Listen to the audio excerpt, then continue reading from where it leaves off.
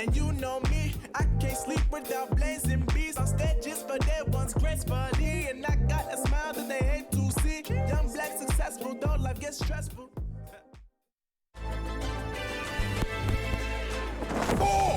Maybe you're like Caden and Hank, who get a real thrill from the speed of their HDDs.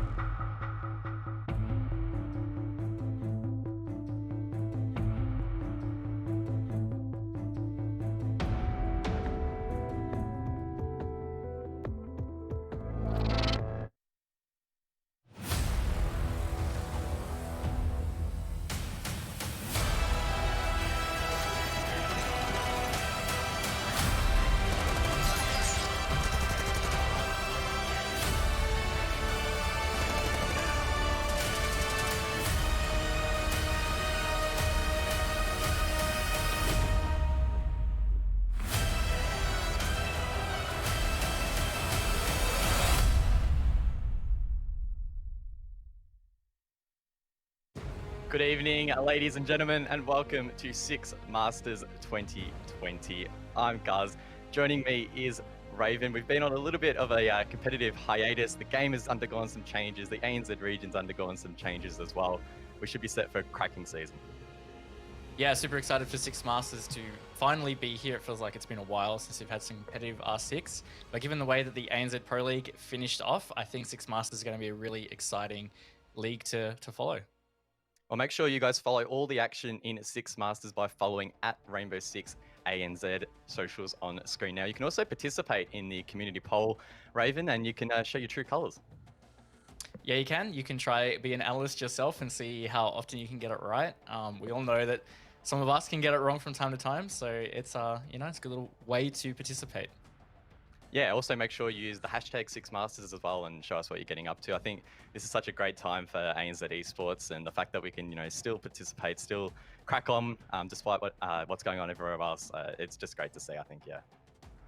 Yeah, it's really good to be able to just push forward, and Six Masters just brings some new excitement for us in the ANZ region, but also globally. You guys tuning in on the Rainbow Six channel will be from all kinds of areas of the world, and we get to bring you some great Siege. Awesome. Well, what is Six Masters? Let's have a look at the 8 teams that are participating in this tournament. There is one notable team that isn't here. That is Fnatic. They elected not to take their spot here, and Raven, that opened it up for LFO. They qualified through that open qualifier a couple of weeks ago. So these are the 8 teams we have in front of us. Maybe walk us through what we can expect from some of these teams. Yeah, we saw some really strong matches coming out of Elevate. So they are coming in as the first seed. As you said, Fnatic aren't going to be returning to defend their back-to-back Six Masters titles. So Elevate are taking that first seed spot. Something to keep an eye out for is going to be Wildcard. They made some big changes at the end of the ANZ Pro League season, bringing in Pat and Geo. And they had some good form, which they didn't really have in the first half. So if they can bring that forward here, they might really return to strength that we saw from them before. And of course, LFO are going to be a dark horse of their own coming in through those open qualifiers. It does mean these Pro League teams haven't played them before, and there's also not as much prep for them, which can play some kind of factor. Now, some of you keen-eyed viewers out there that may follow ANZ or have followed it previously may notice that the team at the bottom right of screen under the Pittsburgh Knights is a new logo. That is Team Ferox. They are previously, or were previously, under the Fury banner. They also underwent a couple of roster changes as well, but we'll get into that when we deem appropriate. So I think just overall, seems shaping up really nicely, and it's going to be a cracking season. All these teams looking pretty evenly matched. Yeah, all gone through some kind of changes. A couple of steady horses in there, but regardless, given how the ANZ Pro League did wrap up, it does mean that Six Masters is going to be very exciting. And the fact that it's the league format with the round robin, We're going to get to see them all play each other. It's going to be really tight. Awesome. Well, let's have a look at who's playing tonight. It will, of course, be 2 best of 2s. And the reason I'm emphasizing that is because previously in ANZ, we had a 2 best of 1 format. But Raven, that's changed for this time, which will shake things up a little bit. Yeah, it is best of 2s. So you can take the series, so to speak, if you were to win both maps. So you can tie the series, of course, if each team is to win a map. And the other big change here, of course, is that we have overtime. So if you are at 6-6, it is not going to be a draw because we need the result in order to conclude a best of 2 series. Well, of course, we have Wildcard and Sinister up first, 2 teams that are really looking to continue some form that they tried to establish in Season 11 of Pro League. And then we have Elevate taking on the newest team in Six Masters, being LFO. Both these matchups looking really great, Raven. I'm really excited to jump into them. Really exciting matchups to start us off for sure, especially Wildcard Team Sinister, which we will see up first. Wildcard, as we said, finished pretty strong with some of the changes they'd made, and Sinister, on the other hand, finished strong with only small changes such as their roles, and having them head to head is going to be fantastic to finally see where they really are at, both those teams. Yeah, I think there's real potential that we do see that drawn series. Of course, the best of 2 format will allow for that if both teams take a map. I think it's really going to be interesting, as you mentioned, to just gauge where they are. Wildcard in the back sort of part of that Season 11, when they had that sort of newer roster coming in, they didn't look as comfortable as we would have expected, but I'm sure that over this break, they've put a lot of hard work into really consolidating their lineup, as we see on screen, and I'm expecting big things from them this season. Definitely. They've had a lot of time now compared to before to grind in this new roster and see where it fits in. And even through the back-to-back weeks that we saw them play in Pro League, they already looked like they were starting to increase the strength and their performances. They had some really dominant wins against Elevate in potentially a week where Elevate weren't playing their best. But regardless, that Wildcard brought that out was a great sign for them. So we will finally get a chance to see how they back it up. Well, it is the battle of the Reds this evening. Wildcard will be taking on Team Sinister, who went undefeated in the second half of Season 11 in the Pro League. But that was off the back of a pretty poor first half, Raven. Are they going to be able to continue the form from that second half here into Six Masters? It is the million-dollar question, Guz, is can they continue that form? They were really hot to trot in the end of the ANZ Pro League, having a flawless second half, in fact, which brought them all the way up into 5th place. And that just came off the back of role changes. We talked a lot about it in Pro League. Moloska there at the top of the roster lineup, he took on the IGL role, and that seemed to be the linchpin that really opened it up for Sinister. So if they can continue that form, I think it's going to be a really solid matchup against Wildcard. Yeah, I think Team Sinister on a good day will take it up to Wildcard, but we have seen in the past where they enter a map, they might have a couple good rounds or a good starts to particular rounds, and that starts to drop away. If their mindset gets negative, that can really impact them. So hopefully they'll be looking strong here, and that leadership from Moloska could really prevail. Yeah, and on top of that, we also saw another player in Sinister step up a lot throughout the season in Pro League, and that was Nico. In fact, in the second half, he had some fantastic matches, notably on Buck with nades, so that is going to change.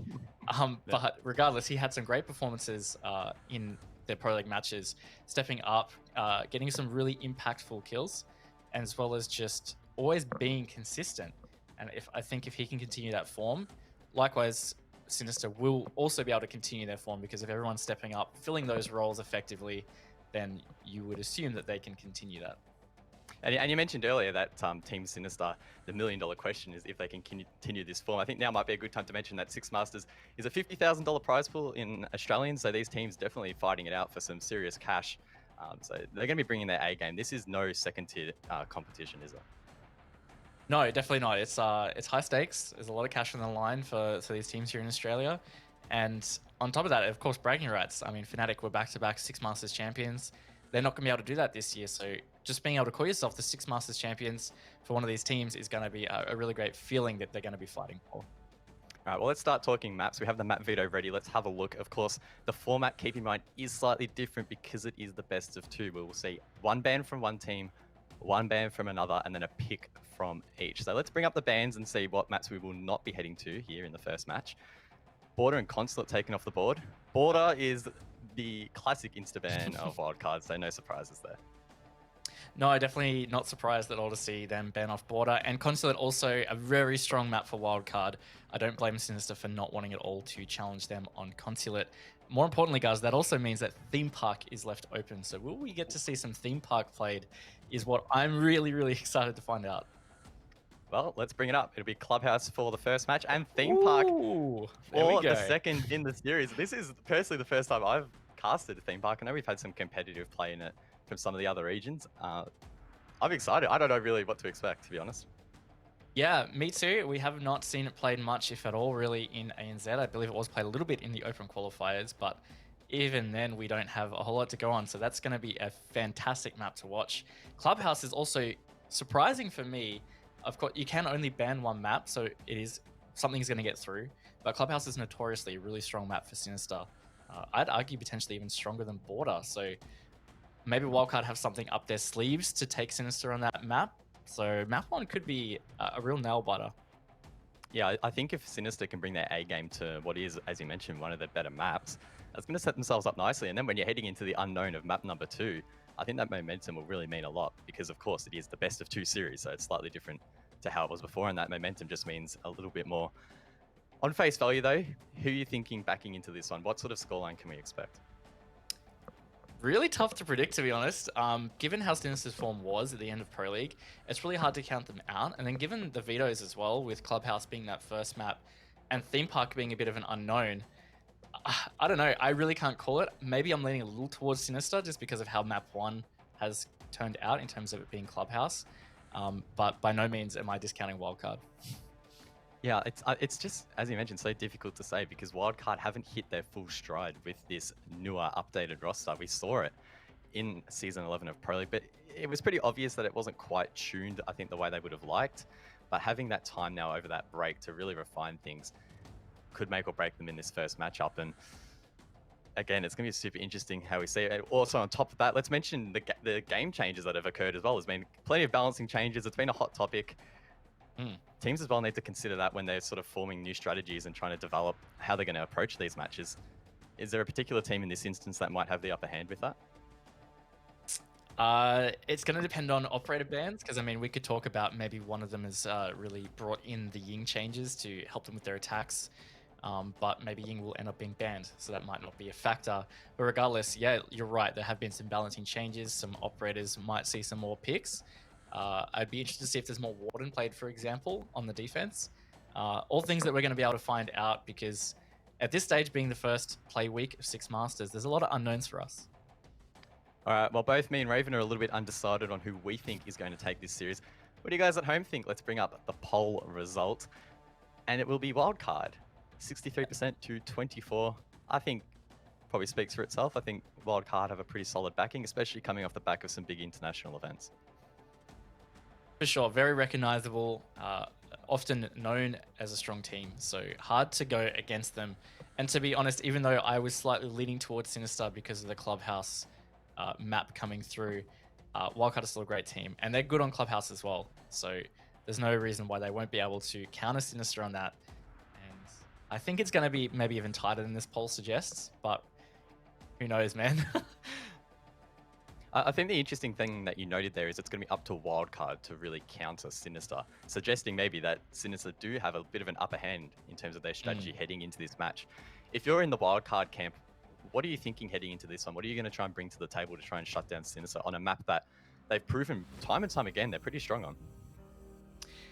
Yeah, I think the main thing for Wildcard is going to be don't get baited into the bait strat that we saw from Sinister. There you go. It's as easy as that, boys. Let's jump into it. That's simple. Wildcard versus Team Sinister. Here we go. The very first match of 6 Masters 2020. It's going to be an absolute banger. The ban phase, Raven. Are we going to see a Ying ban? That is the $1 million question, as you sort of alluded to earlier. Yeah, and I'm not too sure we will actually see it banned. I think most teams will probably lean towards persevering with countering it. Thatcher ban is a classic Clubhouse ban, of course, and then likewise with the Maverick. Ying is actually banned though, so no Maverick ban this time, which means that hard walls and hatches will have a pretty high possibility of getting opened. And it's Wildcard that's actually banned out the Ying now, guys. Them declaring it, not wanting to deal with it. They are, of course, on the attack first, so arguably a little bit of a brave ban if you want to try and get that upper hand, but keep in mind, there is overtime, of course, in these matches, so it's not all but lost in regulation. Echo coming out as the second last ban, and it will be rounded out by another Intel Gatherer. Yes, it will be. It is Maestro.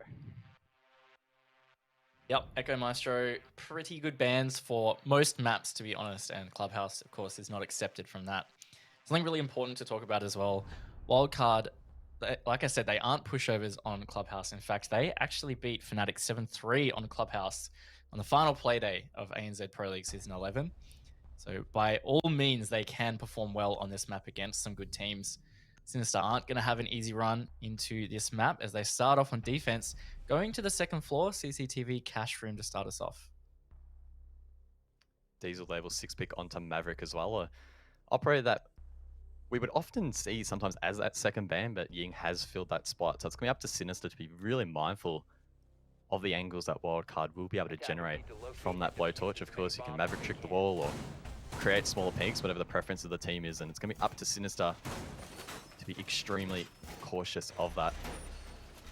Man, I'm excited though. I just can't wait to see these teams duel it out. I feel like this best of 2 series is really going to make for a close match. If we go into overtime, I'm expecting some 7-8 results for sure between these two.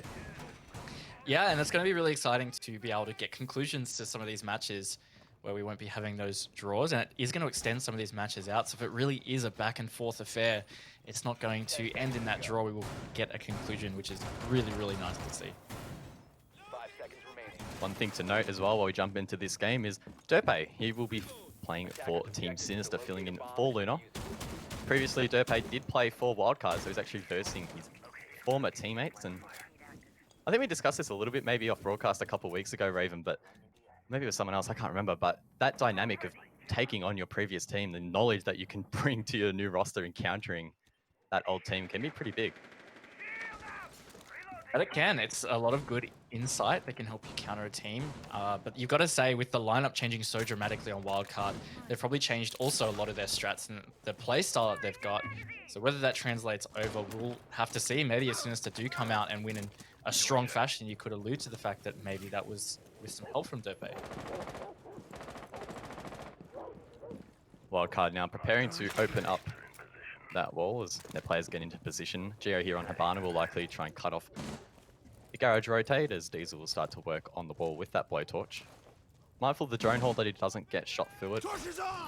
Mindful of the gas as well, slowing him down. I think so far Sinister are doing quite a good job in stalling this out and just making it a little bit challenging for Wildcard to get it open quickly. And I really like the use of these smoke babes here from Fisher Guy. He's actually using it to delay opening that wall, which is such a critical part of the attack. You can cut off the entirety of CCTV from rotates once that wall is open. So if you delay that as long as possible, they don't have that strong position. That being said, though, I do see that the Maverick trick has been successful now, which means Wildcard can get that open. Indeed they will, and Diesel will rotate as Ethan will come around with that skeleton key and open up a nice line of sight for Emo Rin. Pre-fires the wall. Not sure whether that play was inside of Con. Nonetheless, he doesn't hit the shot. And now in classic Wildcard fashion, we will start to enter red time a little bit, under a minute, very shortly. And this is where we tend to see them explode. Yeah, really traditional for Wildcard to have that slower style attack, you're right. And we will have to start see them doing something, obviously, as we enter the final minute. And that's one thing I really want to see from this new Wildcard lineup is maybe a change in their attack meta, not leaving things to that last minute. Diesel is going to open the scorecard there. It's Milo off the table now.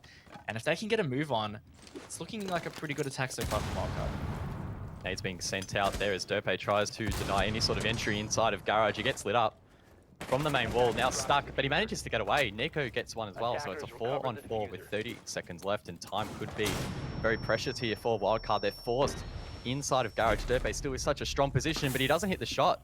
He pre-aims the wrong angle, and now they can advance in towards the catwalk, in towards the B site. They try and get close towards that default. Sinister holding common positions to try and deny it. That's a shot from Vinny. That takes down one and has 10 seconds left. Ethan on the plant, fakes it once. He won't be able to fake it again though. They need to stick it. Is the denial there from Sinister? That is the question. They do have Nico below. Vinny gets a C4 kill as well. And Ethan is forced to stick it. Vinny makes his way up the main stairs in towards Cash.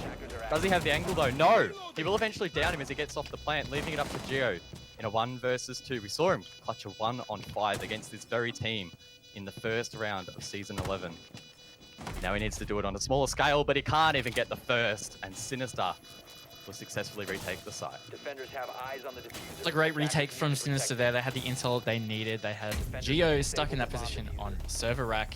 The fact that Wildcard are actually able to get that plant down, I was a little bit surprised about. I thought that Sinister might have had the denial there, but regardless, it got a bit messy, and great for Sinister's confidence. We talked about their mindset coming into this has always been a bit of an issue, so getting that first round on the board, you've got to say, is going to help them a lot. Good start for Sinister. Wildcard very close to taking that round, but time not quite on their side, and you alluded to it earlier, maybe we need to see a little bit of a shift in their attacking meta. I'm assuming that maybe the Ying ban hasn't helped them. Potentially they incorporated that into some of their strats to allow for some quicker entries, but Sinister denied that, so we might see them go back to their old ways. And it can go a couple of ways with operator bans. You can ban to try and destabilize the way a team plays. But on the other hand, that can also make them less predictable. So while you think you're messing them up, maybe it means they change their strats so the things you've done to counter aren't actually effective anymore. And that can work against you. Not sure whether the Ying ban is really what is enabling anything like that, but it's just something to consider here. Since they're going to move down to Church now, which is a pretty common progression on Clubhouse, pretty strong. And without the Thatcher, it means that there's going to be some selection for what gets open. Of course, Wildcard do have the double hard breach there with the Maverick and Habana, but there is a way to block those Habana pellets from going off. You can Kai trick, impact trick, that kind of thing. Appreciate a guy here on the colorful. It looks like Sinister doing some sort of space station strat in terms of holding above site here, executing a little bit of a roam. Vinny as well with some cameras to aid in that.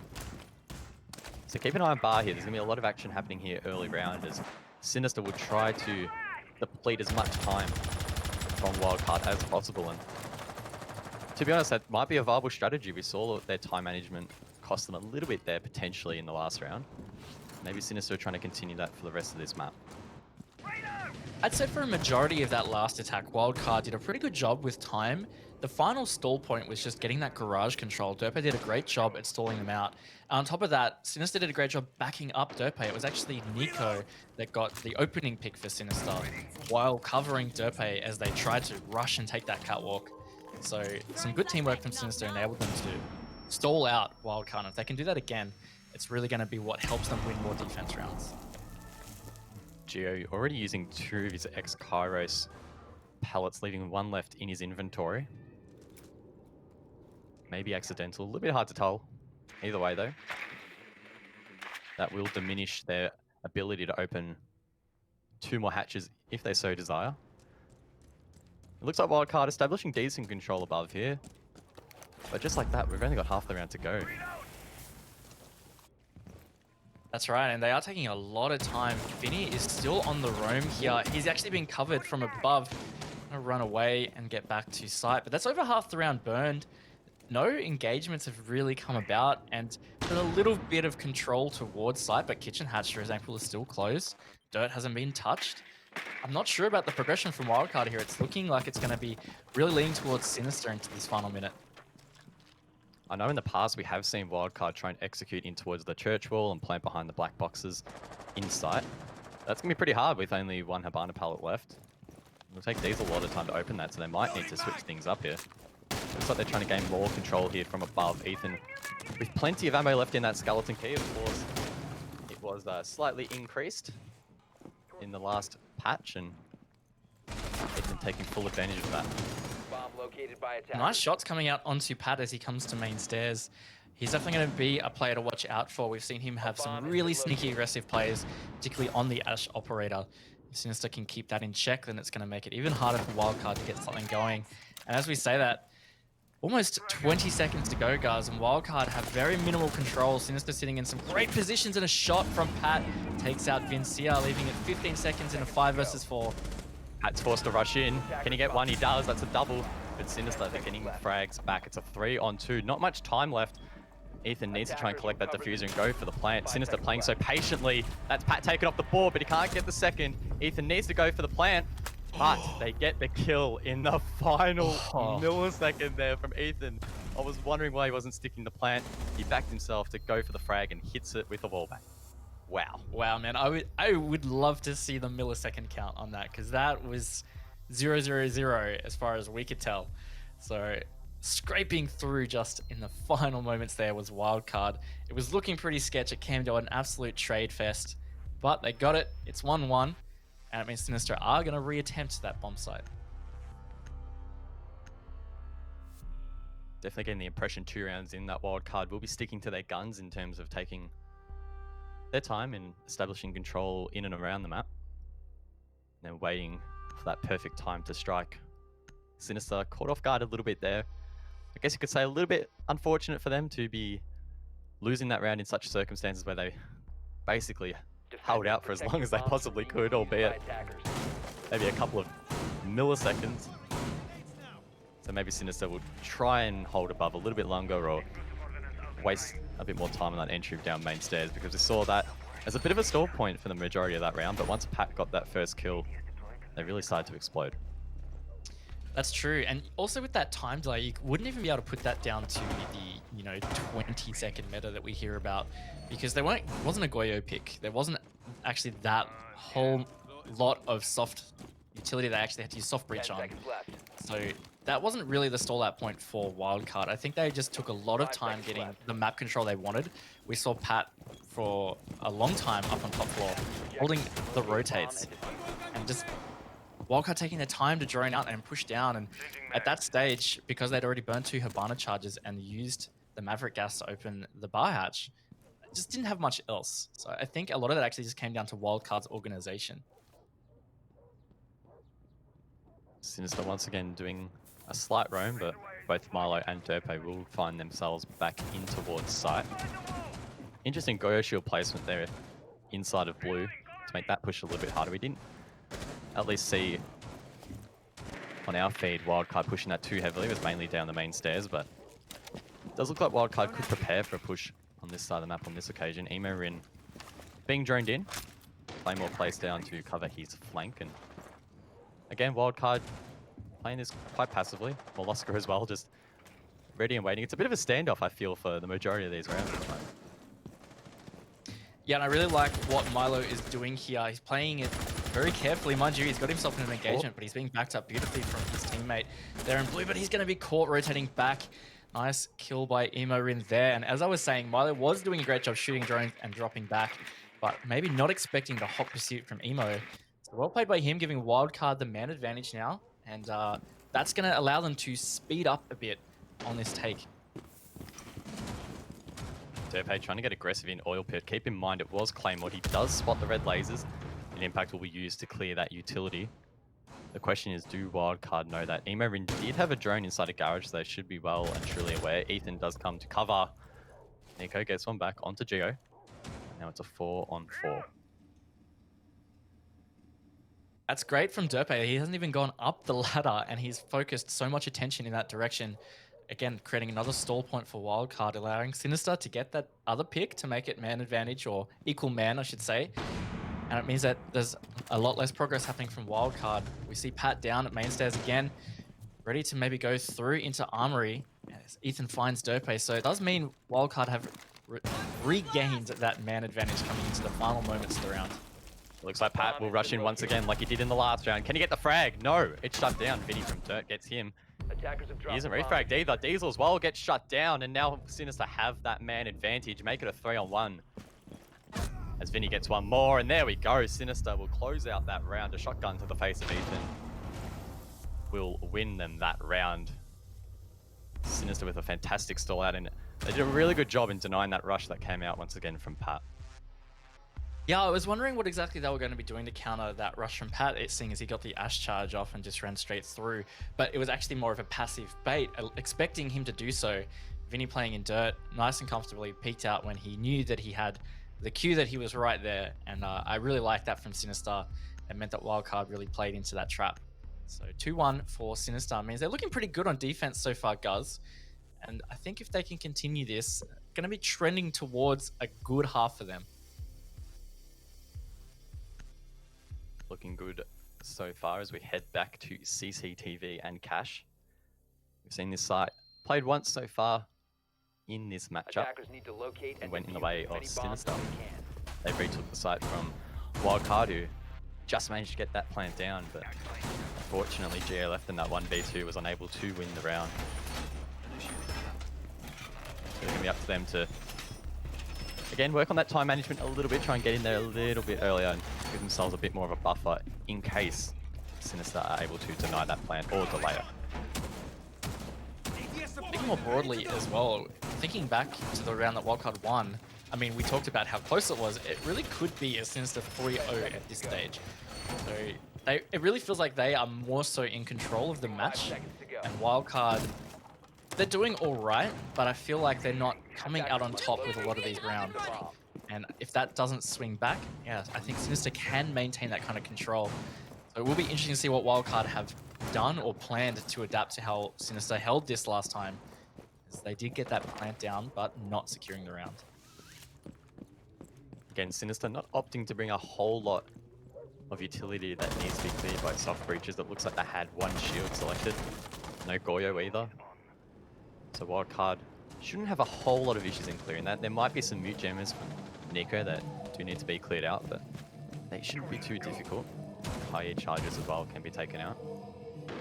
Okay, that's of course it's Nico. Who else would it be doing that peak in the 6 Masters? Very, very Nico of Nico, huh? He's doing it with the SMG-11 as well on top of it, but not actually netting a kill from it. Dirtbay totally potatoing on that drone, not catching it.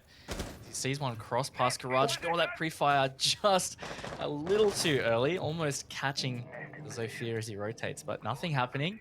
And just a bit of a lull at the moment while Wildcard work on their positioning and just getting some control. Pat holding a long angle into Garage as Diesel is going to be opening up the CCTV wall. Again, it's very critical to be able to do this nice and early for the attack, as Diesel has done so on that right panel as Emo opens it fully, as that gives them entry. And half the round to play, this is probably a bit better, I'd say, guys. Diesel very efficient with that breaching torch, making it soft nice and quickly, and we can expect a soft breacher to come and clear that if Emo Rune hasn't already. I'm tipping that wall is well and truly open by now, and Sinister will need to be careful of their rotations on site. Talking about rotations, Nico still playing below. Not sure whether he's been drained out yet, so expect him to go for a big flank later in this round. On top of that, I feel like he might be just trying to play chill around Lounge, so he can potentially deny from below. He does see one rotate through on Garage. Dirtbay's been taken out elsewhere as Nico is just trying to yeet it, but he's shut down by Diesel, which means that Wildcard will have a 2-man advantage coming towards the end of the round. Emo on a nice flank watch there. Sinister still trying to get aggressive in Lounge, and he's going to get caught off. Sinister maybe just falling into a trap, playing way too aggressive, as Wildcard are going to have a strong man advantage coming into the final 30 seconds. Fisher Guy and Vinny need to try and hold sight. Neither with great guns, really, to get multiple kills. Fisher Guy as well was holding that long angle with the SMG, which could prove challenging. Vinny, though, he gets aggressive and gets one. Oh, sees the second, but doesn't quite shoot yet. The trigger discipline is strong, but he can't quite net the kill. Fisher does eventually trade it from above, so it's a 3-on-1. Nade comes out, though, and he will be taken down. Too many for Fisher to handle, and Wildcard will even out the scoreline. Yeah, and a nice nade there from Diesel on the Maverick. Of course, Maverick now has frag grenades. A good round from Wildcard, definitely their best round so far, but I'd have to say also maybe Sinister just played it poorly a little early. There was a lot of aggression out of them that we didn't see on the first time they held that. In fact, they played it quite passively the first time, which meant Wildcard, you know, delayed a lot in taking Garage, whereas this time they got so many picks below that they felt so comfortable taking it, and it gave them so much control. Even though the time was ticking away, they had that control, they had that man advantage. It's a much more comfortable position for them. It's time now for our number 5. Milo potentially 6-picking onto Wamai. He sticks it, so we're going to see both him and Jaeger on the board. Defenders, protect your bombs from being Quite a bit of defused by utility attackers. that Wildcard will need to deal with. They want to try and get some throwables in towards site. Diesel in particular, as you mentioned, Maverick with grenades will need to be careful that he doesn't waste those unnecessarily. I know Sinister in the past have done quite an interesting strategy inside a garage here, where they'll throw those Wamai magnets up on the vent on the roof, and they're super hard to take out. So we may well see this again from Molosca. Yeah, and just highlighting the Wamai, I mean, the lineup of Sinister in general is not an easy lineup to deal with. You've got a lot of utility you're going to have to clear there because of the Goyo shields. On top of the fact there are magnets and the ADSs, and also making life hard is going to be the Kai Electroclaws and these Mood Jammers. So it's definitely geared towards a hell of a time for the attack of Wildcard. For a team very prone to stalling out, I think it's going to be quite tricky. And to that point, I really just think Sinister need to not play too aggressive too early and not give Wildcard too much, because really Sinister's advantage is going to be by stalling them out. Marin trying to hit some one-taps through the drone hole, doesn't hit anyone, unfortunately. And then we'll now progress towards the wall. Expect Wildcard once again to bring over Diesel and use that breaching torch, followed up by some soft breach. The initial drone there from Pat is shut down. A little bit risky to be droning that so early in the round, and it does get shut down. Diesel's actually over towards garage, so could see a different take here from Wildcard early in this round. Yeah, electing to focus on this side of the garage wall with the blowtorch. Be interesting how Sinister adapt to this. Milo is trying to get aggressive here in the bottom of garage. Not seeing or hearing anything at this stage. I did hear the Maverick running into some of the electrified walls there. Some shouts coming out, but nothing dramatic. Bit of a slow push so far, guys. Really nothing major going on besides focusing on the garage wall and Wildcard just setting up some positions. First Wildcard teams, unfortunately. For those of you who might like a lot of explosive action, Wildcard are definitely one of the more measured teams when it comes to attacking. They love to take their time, gather their intel, and go from there. Often we see later stages in the round like this where all 10 members are still up on the board. Molosca almost gets taken out, but only takes a little bit of damage. Gets aggressive on the peak, misses his shots though, and they'll still be 10 up with just over a minute left. Yeah, either way, that's going to put a lot of pressure on Wildcard and just create some uncertainty, but he's finally taken out with a nice pinch from Wildcard, giving themselves more control as Ethan stacks on, giving them more control. Oh, Nico answers back, but doesn't find the second, which means that it's going to be a similar effect for Wildcard, but Diffuser's dropped outside by Derpe, going to give Sinister a bit more of a chance. Derpe, and they're going 2 and 4 so far on this map. Needs to go big here and stopping Wildcard from getting that diffuser and going for that plant. Wildcard may opt to go for frags. Derpe almost exposing himself there, so close. Emo-Rin almost had him. Free Fire comes out, but it doesn't hit. As that diffuser has now been picked up. Vinny, he'll rotate up the main stairs to try and aid Derpe here and holding that main wall and the CC window. It's going to be up to Wildcard to try and flush them out. There is utility coming out in flashbangs, but Derpe, he's not blind yet. Still able to play aggressive. C4 comes out from Vinny, misses it though. Oh, this is an awkward gunfight between these two. Neither able to get out on top. But look at the time. It's almost run down. Wildcard will need to stick the plant. Geo is on that. Derpe needs to deny it, but there we go. Wildcard will shut down that rotate and take the round. Yeah, look, I thought Sinister were actually going to be able to bring that back. Vinny finally escapes the cash stairs, which could have been his doom, but it was just taken too low HP to be able to take a gunfight after that. So well played by Wildcard in the end. It looked like they had some pretty good control by around the midpoint of the round, but Sinister did almost bring it back. It means that Wildcard are going to have a 3-2 advantage now in the final round of the half, which means Sinister at best can get it to 3-3. Given the way they started their defenses, I think they'd be pretty disappointed with that. Still plenty of time for them to bring it back. Church and Arsenal will be the final objective of this first half. We've seen this objective played twice so far tonight between these two. Attackers need to The record is 1 apiece, so this round could really go either way.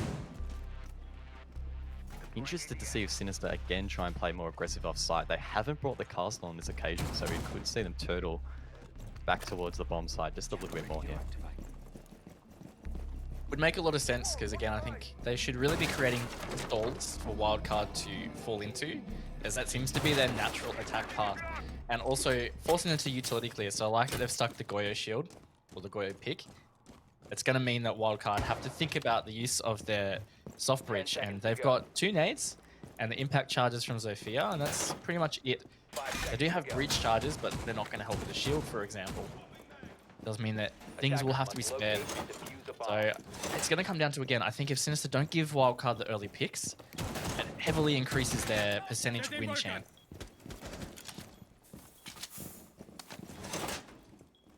Will be challenging to clear these Goyo shields, of course. In the most recent patch, the number that Goyo possesses was reduced from 3 down to 2. But Wildcard only have the 2 nades in hand to clear those out, outside of Emo Ring. With the lifeline, because of course Buck lost his grenades. Interestingly enough though, Wildcard's still sticking that pick, so I think the Skeleton Key is still proving to be a really useful utility, particularly on maps that have a lot of soft destruction. Oh, for sure. The Skeleton Key is just too good, and the fact that it has more ammo now is incredibly helpful. You can make a lot of work on the floors with that increased ammo, and even just bringing the stuns, that allows you to burn things like the ADSs or the magnets from Omai if there was one. So he's still a very helpful operator with a lot of utility, and it's hard to overlook that.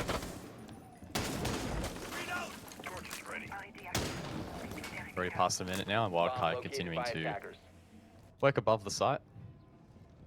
Often we would see that cleared and then a grenade come out from the Buck over to where Vinny is sitting under that hatch to clear a Kaid charge, but of course, as we just mentioned, there are no grenades on Buck anymore, so the hatch will actually be opened by the breaching torch, and now Wildcard can try and start to mount this attack. And the adaptation here from Wildcard is that Pat is actually playing the IQ as opposed to the Ash. We saw him play Ash on the first 2 times that they attacked this site, and they had pretty much the same attack pattern on both of those rounds, and Sinister were able to counter it the second time. So how it changes here is going to be really interesting. They leaned on breaking in through to Arsenal with the Ash charge, and it's not going to be an option for them. Still 10 members up on the board with a minute to go. Expect a lot of quick trades coming out here late in the round.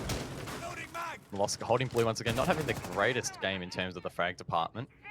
Currently going 1-5. Will find himself in a big gunfight soon as Emo Ring does drone that out.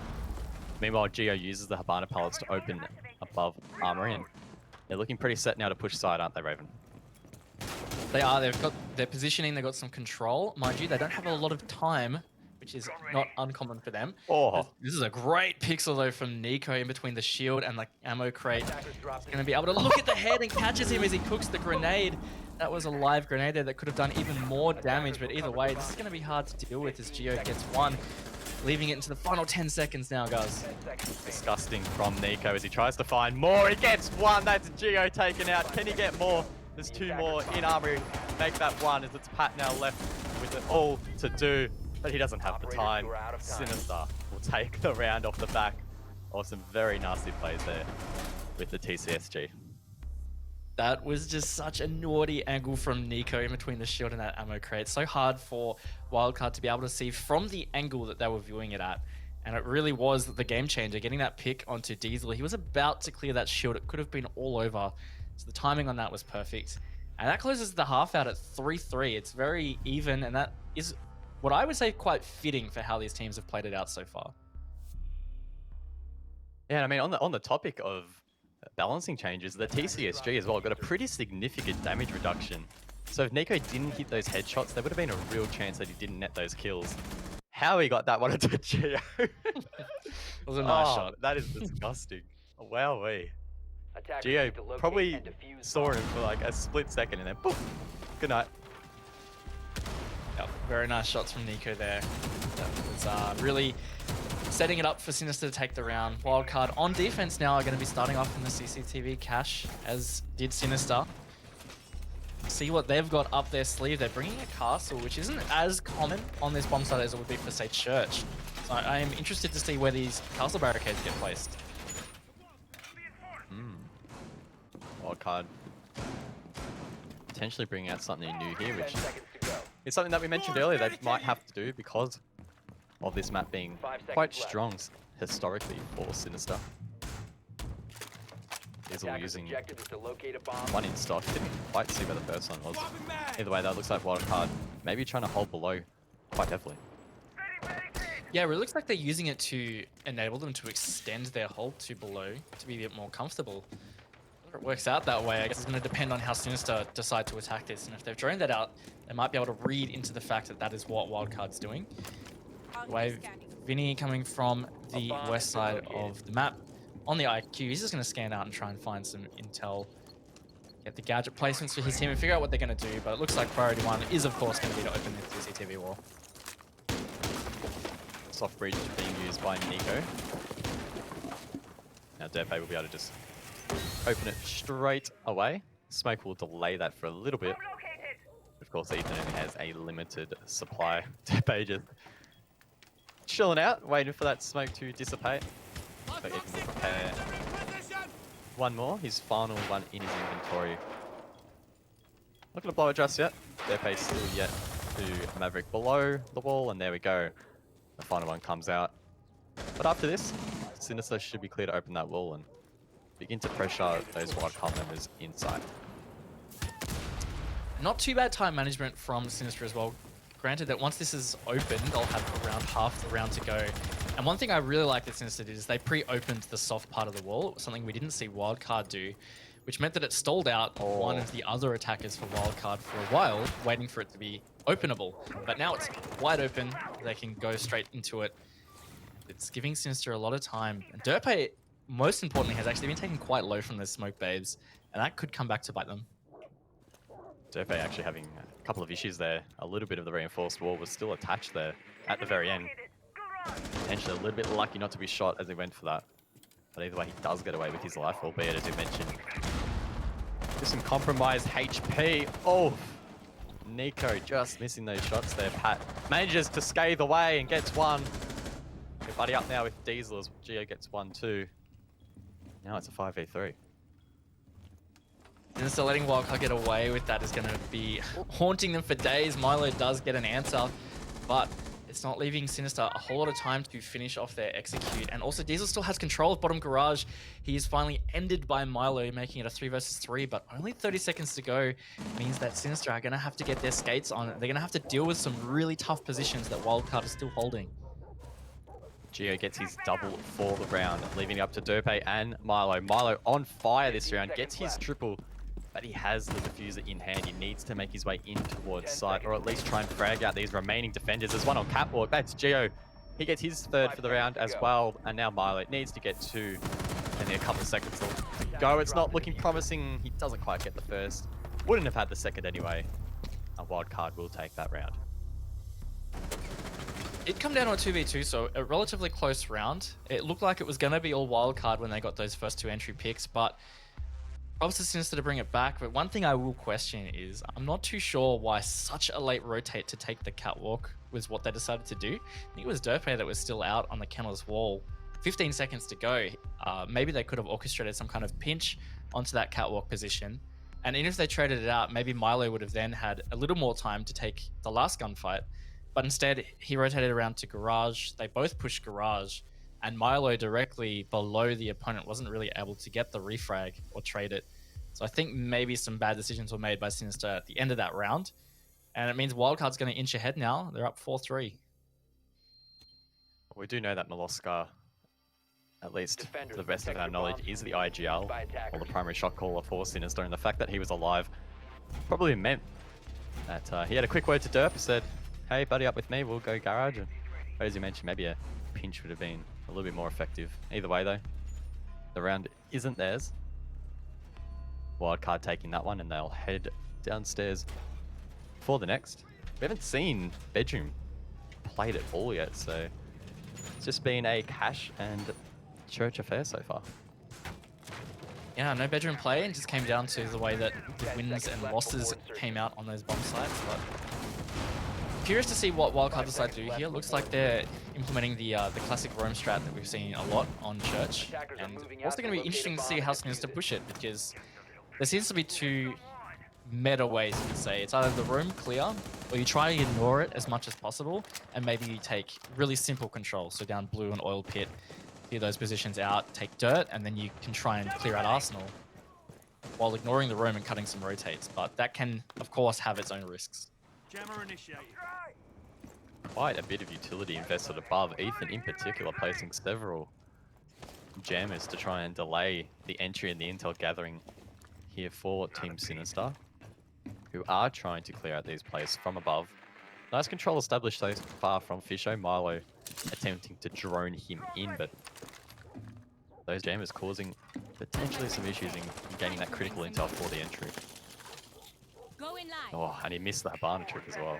That might not blow the wall completely. It might just. We'll have to wait and see. Yeah, you're gonna have to see whether that really did bug out or not. But either way, Vinny has actually made his way into the strip hallway. Aiming towards Billiard, seems pretty aware that Vigil is on the other side. That is Pat. Could actually be wallbanged. If he activates his ability right now, it would be all over for Pat, but he's gonna slip away. And actually, he's gonna catch Vinny off guard. He's hard left of that doorway, and Vinny potentially completely unaware of that. Could catch it on the gadget. Again, this is gonna come down to whether Pat activates this ability or not. Pat may have heard his gun before and will not activate his ability. Instead, though, he gets aggressive. Somehow, he isn't shut down. He gets away with the kill and now can make his way over towards Strip and cause more issues for these remaining attackers. Unfortunate there for Vinny. The timing not quite going his way. Speaking of time, Sinister have invested so much time into clear this room. They finally have that top floor control, but they haven't given themselves a whole lot extra to start that push on the side and get control. And of course, they still have to deal with Pat here in Strip. It's going to be Fisher Guy on the hunt. He's going to be the first one to face it. And he's maybe not sure he's around the corner. Thankfully, he's low HP. Finally finished off, but 50 seconds to go means Sinister have a lot in front of them. 4 versus 4, 44 seconds left. That was a terrible joke. But you know what isn't a joke? This defense from Wildcard, they're playing so passively at the moment, just trying to bait in these Sinister attackers. Keep an eye on Moloska, he has the diffuser in hand. Once again on the Habana. Looking now to get the kitchen hatch open. That's the last of his palace. If these ones get disrupted, he will not be able to open it. And they are. Him dropped as well. Nico will res him though. No one there to finish him off. Now they're basically going to be forced down the main stairs or drop any of the hatches that have been opened, but Wildcard is seemingly just denying it, leaving it up to Moloska, who was resed once, now low on HP, makes his way inside a church, but he can't find anyone to greet him, and Wildcard will take 2 straight. Did come down to a 2v1, but of course that time really went against Sinister, and it meant with that kitchen hatch when it got impact tricked. Unfortunately, Milo did get downed by that impact grenade, but it also meant he had no chance to potentially reattempt it. I didn't check whether he had Habana pellets to reattempt it, but regardless, there was no time for it either way. It meant that they just had to yeet it down Moto Hatch and down main stairs, and Wildcard were expecting that. So a really well-executed defense from Wildcard, only losing one on that roam, and that was Pat, who ended up in Strip, burning off 2 minutes of time. That's really well played from them. We are going to finally see Jim and Bedjim here in round number 9. Wildcard opting to bring a lot of utility that Sinister will need to clear. We've got Pat on the Goyo, so that's 2 shields. Diesel with 4 jammers. And then of course we have projectile denial from both Ethan and Geo. So Sinister have a lot to balance this round, a lot to clear before they can even think about getting in towards side and attempting a plan. Definitely going to come down to some well-organized planning in terms of how they dole out their utility and how Wildcard hold it. Looks like it's going to be the classic hold of cash, which means it's going to be really tough for Sinister to take control of that and the investment that's happening here from Wildcard. 5 seconds left before insertion. Attacker's objective is to locate Geo currently going 9 and 3 there on the Mumbai, been a solid map for him so far, and I think it's safe to say that his transition here into this team has been quite strong as well, performing quite well, and I think it's fitting quite nicely with this roster. So far, so good. Looks like Vinny is again coming from the west side of Clubhouse here. bomb located by Not attackers. prioritizing opening the jacuzzi wall at this stage. Looks like they are going to really just hard push into that CCTV roam, which is going to take up a lot of that utility, and by the time they get to site, they might not have a whole lot left to deal with things like the Goyo shields. or even the magnets, depending where they've been placed, or how many have accumulated that Geo will use later. These are all things that Sinister will have to consider with this investment of utility to take this map control. Drones coming out from Sinister as they try and locate. Somehow said the two words combined. Because they're looking for two things. They're looking for enemies, and they're also, again, looking for that utility to try and work out exactly how they will counter that. Fisher guy as well, trying to watch any rotations on the main stairs. Uses one lifeline. There is a player inside of a Logi to his left. But he doesn't see him, of course. They don't have the ability to see through the walls that we do.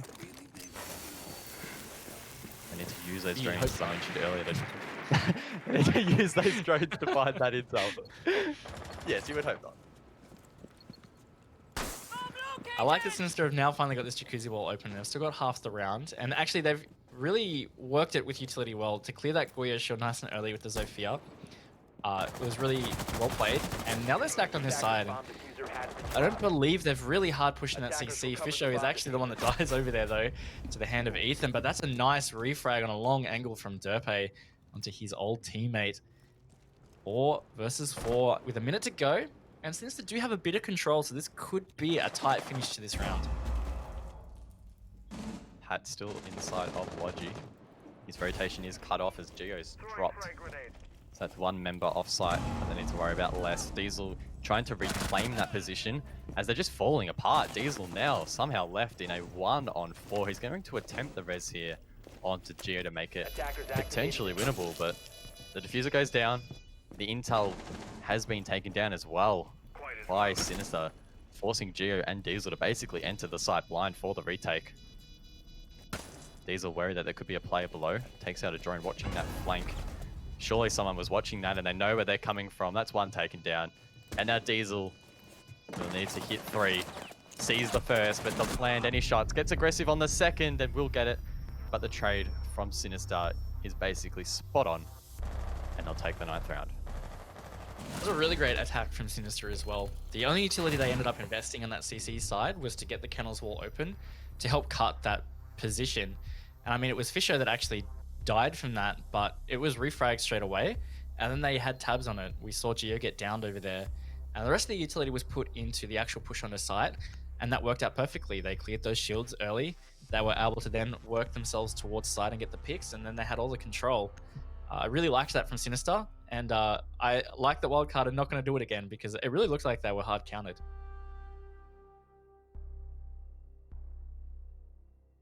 CCTV and cash will be the site here. Montaigne coming out from Fisho Guy in the 6th pick phase. Of course, if this is your first time maybe even watching competitive Siege, the 6th pick phase allows either team to swap out one operator for another blindly.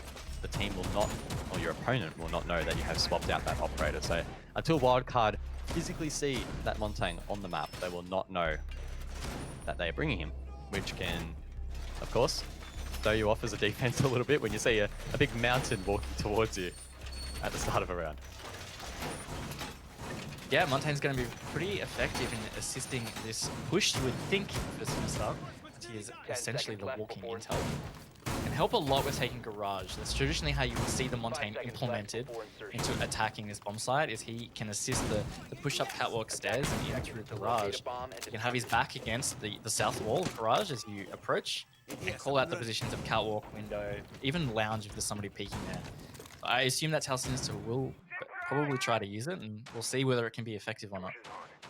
And I think outside of really the smoke, which is primarily being used to delay the entry into the main wall, as we can already see, they don't have any trap operators. There's no Legion on the board. So effectively, Fisho should be able to just walk straight up that catwalk without too many worries. It's going to be super hard to take him out if they manage to go for that, and Wildcard needs to be careful of that.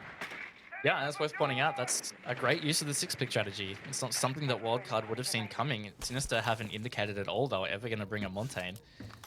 So that's really well played from them. And if they can be efficient enough here with getting the CCTV wall open, it's going to really set themselves up to get that map control and be able to put together a really nice execute.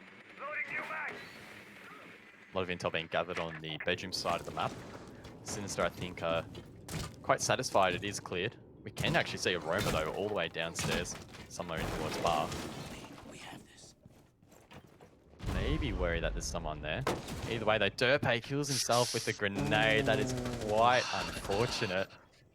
Either way, though, Fisho guys already causing some issues here inside of A, trying to slow down any sort of hurt that will be felt from that early death. Molly getting the wall open as well on Thermite. So definitely an unconventional use of that Montang so far. Yeah, a bit different to what we've normally seen, but I like what Ethan did coming over. Just instead of to contest it, the Montaigne, just shooting the holes in front of the door. So if the Montaigne wants to aggress forward, they have to be sure that the stock room below is cleared. Frags, though, are coming out now in favor of Sinister. Fisho, as he tries to get in towards site, is getting lit up by that wall. That is still electrified. He does have the diffuser in hand, so they need to be careful that they cover him when they attempt this plant.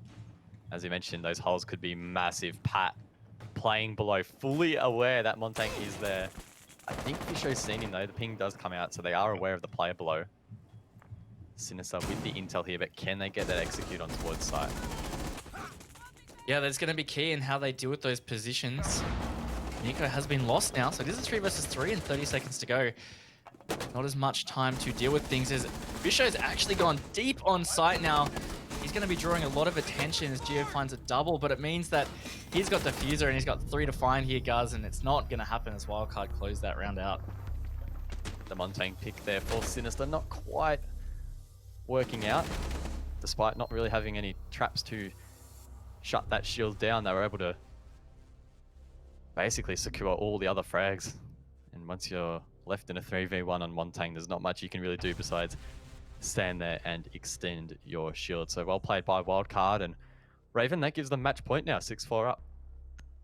It does, but of course that doesn't mean that it's all over for Sinister. If they get 2 rounds, we will get to see overtime.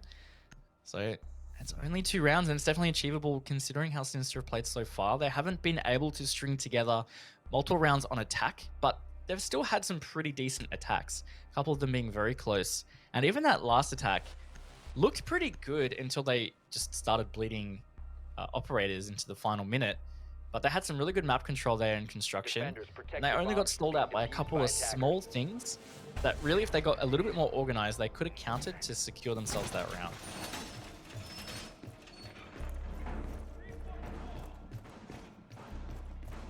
I think it's still safe to say that this performance from Sinister against what you could probably claim to be an A-class ANZ team has definitely been better than what we came to expect in that first half of Pro League Season 11. And we haven't really had them go up against a team of this caliber yet.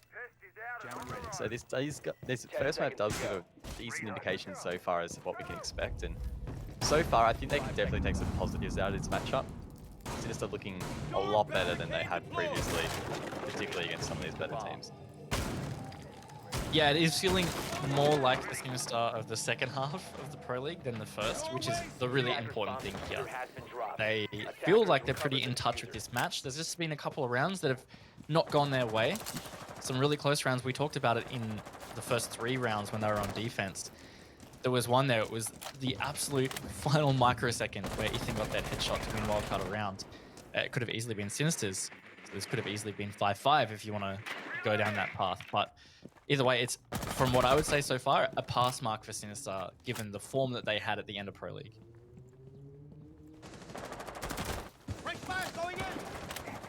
Derpay once again on the Maverick. 2 frag grenades in hand, and he'll be hoping that he doesn't end his life with his own grenade this round. He did it last round. Didn't exactly help Sinister's chances in attacking the site. Yeah. But that's long gone. I think it's really important as a competitive player to move on from those mistakes, or definitely haunt you and affect your future results. With Vinny with a team kill onto Nico, and that's 2 big frags for Sinister going against them from their own mistakes, and Ethan cleans up 1 as well. Vinny does get aggressive inside of bedroom to try and refrag these, but he doesn't see the player rotate out of bathroom. Hits the second one though. Emo Rin completely shut down. Does he know the other? No, that's Pat running around and refragging that one, leaving it up to Milo and Derp. Just under half the round to go. again, Derp just on main stairs. Totally let that Vigil rotate straight back to site. Don't wonder whether Vinny would have called out that the Vigil was rotating. Derp could have cut that off. Could have been a 2 versus 2, but not to be. Diesel's in a wacky position there, and Arsenal holding the bullet hole in towards Moto, and he is going to catch Derp off guard. That means it's all up to Milo now, guys, to save the map for Sinister. It's 6-4, which means losing this round will be a loss of this map. I know Milo prides himself in the aim trainers, but he's going to have to find 3 in this round. Add on top of that, the pressure of losing this means they'll be 1-0 down in the series. That impact grenade will take a little bit of health. The wallbang as well will take even more, and now he's forced to go in towards site. Surely the pinch will come out from Wildcard. It does, and they will take your first map here in Six Masters 2020. It was a good map from Wildcard in the end. It was really close in the first half when Sinister on the defense, and even a couple of those attacks were neck and neck, but Wildcard proving very strong, and they're looking pretty good with their new roster so far. Sinister not the pushover they used to be, so this is a good result for them. Definitely a solid result for both teams. I think it sets up again for what is going to be a really close series. I definitely still back my prediction going into this that we could see one map go to either team, especially with a big theme park. That is such a big unknown. We have no idea how these teams are going to try and approach that. And if it's anything like Clubhouse, it's going to be exciting. I am so excited for theme park because we haven't really seen much of it before in our region, and we don't know what kind of strats the teams here have developed. Of course, there may be some influence from the international meta or the teams that have played it overseas, but regardless, these teams aren't going to be aware of which strategies the other teams are pulling out, and I think it's hard to say who that favors. Wildcard are great strategists in their own right, but Sinister have proven in recent history to be also really great at pulling out neat strats, and they're generally an unpredictable team with their playstyle. I think that can be tricky for Wildcard to handle. Yeah, and I think one thing that maybe many people have the idea of, or maybe even a misconception you could phrase it as going into theme park, is that it's heavily defender sided and it can be really hard to mount attacks and executes. Well, firstly, is that true, do you think? And secondly, do you think that that could hamper Wildcard's playstyle? Because they're on Clubhouse, we saw them time and time again on their attacks, really setting up, and on occasion it did cost them.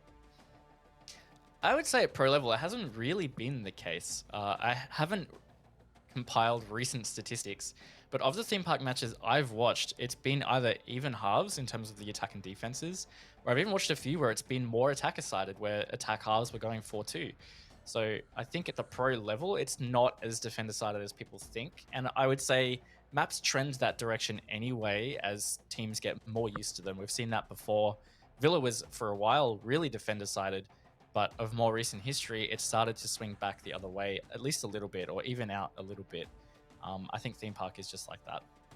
And I think something else to mention coming out of that first map and heading into the second is Ying, because we saw her banned out by Team Sinister there. Are we expecting her to maybe get through here on this second map? Because we know, of course, that recently she was buffed. She is quite strong, you could argue, of course, with the Candelas and the smokes. Is that going to make life easier for the theme park attackers? Do you think they're going to try and bring her in?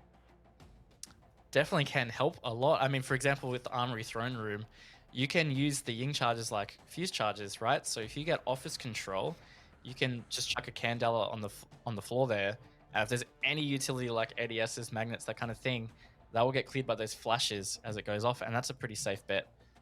So it could make an impact, and to be honest, I wouldn't be surprised if Wildcard just banned it out again, not wanting to deal with it. Well, Wildcard will take the first map in this best of 2 series, 7-4 against Team Sinister. Don't go anywhere. We'll be back for map number 2 in just a second. Attackers are activating the bomb.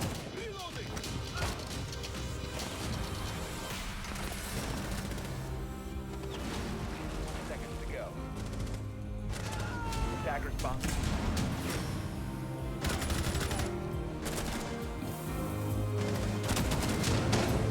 Bomb located by attackers.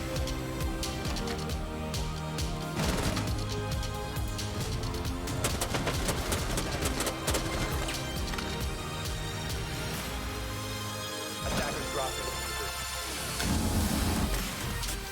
10 seconds remaining.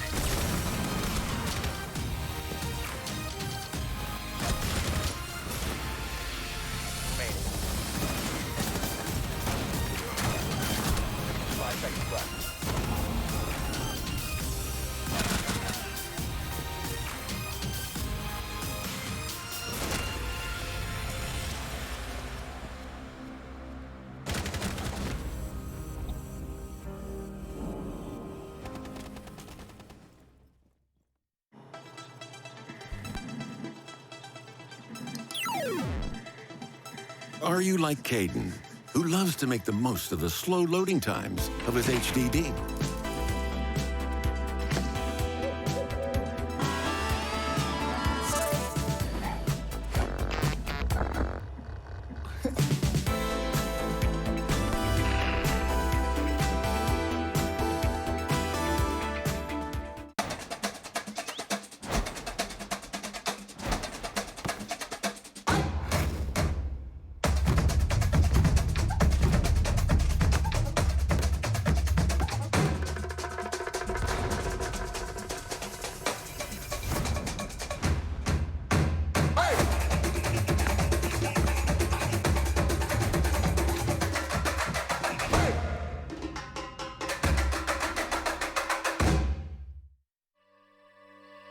Look above your head at the moonlit sky.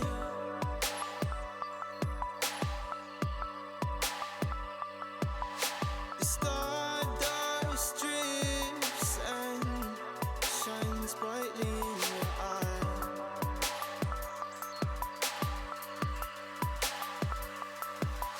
So baby, stay with me where the sun doesn't go down, and we will drift away until the day the world stops spinning.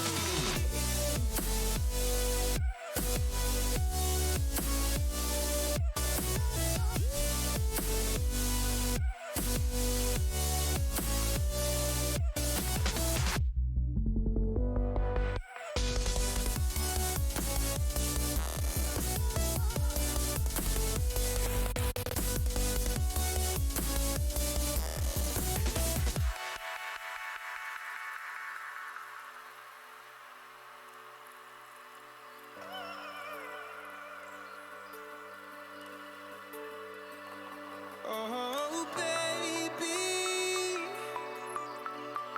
Oh, oh, oh, oh.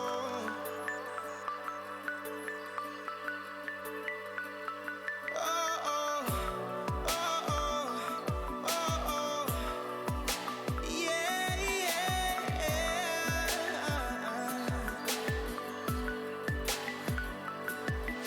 The stars falls around us, entwining us.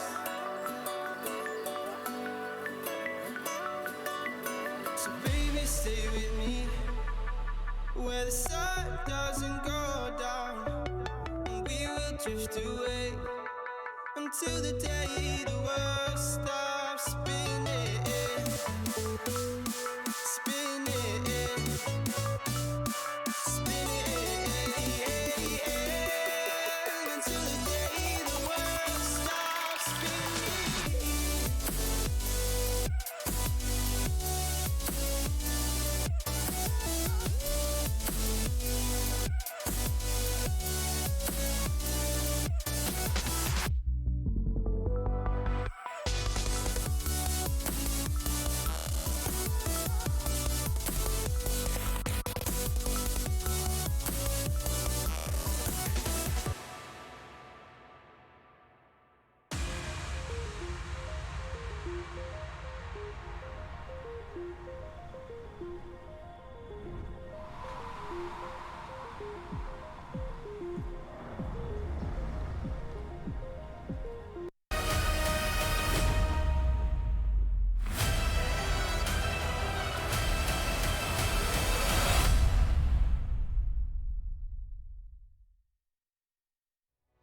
G'day there, g'day there, ladies and gentlemen, and welcome back to Six Masters 2020. It's great to have you here. I'm Guz. Joining me is Raven, and we're coming off the back of a pretty interesting match between Sinister and Wildcard. The first map going in favor of Wildcard 7-4, but it's best of two format, so we'll see him duke it out on Theme Park next. That we will, and it was a close first map. I mean, it was 7-4 in the end, but a lot of those rounds came down to the wire. So it could have gone the other way. Sinister could have brought that back. We might have seen something a bit different. But regardless, Wildcard took it. And it means that the onus is now on Sinister to draw the series by winning map number 2. And as you said, it is on Theme Park. And we were talking about it before the break. We're really excited to see how this is going to play out. Well, make sure you guys stay up to date with all the action in Six Masters by following at Rainbow6 ANZ on all of your favorite social medias. Of course, you can participate in the polls, and heading into this one, Raven, it was Wildcard that edged out in the community poll. What can we expect? Are they going to continue that form and win this second map, and in doing so, win the series? Good question. I mean, they look pretty good on Clubhouse, and considering how Sinister are on Clubhouse, they've previously had a lot of map wins against strong opponents, or even drawing against Wildcard last time they played, although there was a different lineup. That's a good result from Wildcard, so they can bring some confidence into map 2. But really, just the fact that it's theme park makes it really hard to judge. We don't know whether theme park could be hard for Wildcard to deal with. It wasn't their map pick, it was actually Sinister's map pick. Or actually, am I doing that the wrong way around? I don't know. Either way, I think it's going to be really unpredictable. It was Sinister's map pick. So I think it's going to be unpredictable in how that affects their gameplay. Yeah, and as we keep alluding to, it's a lot of unknowns. Of course, Theme Park came in for the second half of Season 11 of Pro League. But in ANZ, we saw it played 0 times. No one wanted to go there. It was often banned in the first or second wave. So this is new ground for these top teams in ANZ. So I think it's going to set a great precedent for what we can expect in this region on this map. Yeah, and we've seen it internationally a little bit. So there are some established strats, you could say, outside of ranked that these teams can draw from. And of course, they've probably been working on it in the background. I know of a few Pro League teams that have, been playing around with theme park, and we've been waiting for it to pop up, seeing who is going to choose it first. And we will finally get to see it, and we'll finally have a bit of a precedent set in our region on how it plays out. I think that raises an interesting discussion point. As a new team jumping into what is basically a brand new map to play competitively, where do you even start? How do you go about trying to create these strategies and trying to review how other teams are approaching this map? Yeah, I mean, it's tough, especially if you haven't seen it played by other teams. So it is fortunate that international teams have played it a little bit. But other than that, it's just about going into custom games, mucking about for hours on end about strats that you feel like might work out, finding angles, finding neat ways to use shields, where to put your reinforcements, all that kind of jazz. And that takes a lot of time, and then stress testing it in scrims. Sometimes it's really hard to know whether it will work in a competitive. You just have to decide, you know what, let's just give it a try and see how it goes. Well, as I mentioned, you, the analysts at home, had a say on who you thought was going to take this series. Let's recap the poll result and see exactly the percentages on who the community thought would take this series. It was Wildcard edging out with 63%. Let's look our eyes on the draw, though, because that's the other result that is still on the cards. 13% thinking that may have been the possibility here, and I'm still kind of leaning towards that. But it's just so hard to say on a map that's so fresh. Yeah, it does give that massive essence of unpredictability. I think a draw is definitely possible, but you guys were right. Look, Wildcard took the first map, and it was a good result for them against a strong Sinister on one of their strongest maps. So they can carry that confidence through to Theme Park, and if they've stratted it well and Wildcard can be organized against some of the stuff that Sinister might pull out against them, I don't see why they wouldn't be able to close out the series, but I'm sure we're going to have a lot of surprises on Theme Park. So do you think it's safe to say that maybe Sinister do have that edge if they've picked this map? Because we know that they've had that time to put it in, and the map veto has allowed them to select it. So are they going to bring something fresh here that Wildcard aren't expecting? You'd think so. There's got to be something there for them to choose the map in such an important match. So we're about to find out, guys. Yes, we are. Let's jump straight into the ban phase. Theme Park, of course, is the map, and Sinister will be starting out on the attack. That gives the first ban to Wildcard, and it will be the Ying. So no Ying play between these two this evening. Yeah, Wildcard really are a team that more frequently bans just things they don't want to deal with. And we saw them ban out the Ying on Clubhouse. Not too surprised they've decided to carry that forward to Theme Park. On top of that, Sinister have also banned out Thatcher, so we're seeing exact bans we saw on Clubhouse. And that's a really big impact on Theme Park, because some of these walls can be really tricky to open if you haven't got the utility to do so. And Thatcher is obviously the biggest help for that. It means we are going to see more Maverick play, maybe even some Kali. Let's see. Valkyrie is well being taken off the board, so that is one deviation from the bans on the last map in this series. Mirror as well will be a point of difference rounding out the bans. Let's get into this. I'm a little bit nervous, Raven. Not gonna lie, I don't know how good my callouts are on this map. They should be good. I've, played a bit of ranked and run around a bit to try and learn them, but now it's time to put that knowledge to the test. That's right. We'll feel our way through it just as these teams will as well. And it's Wildcard starting on the defense. So a lot of people will say that favors them. And I'm not going to say that. I'm going to reserve judgment because I've seen some pretty even theme park matches played out in other regions. So who's to say that's not going to be the case here?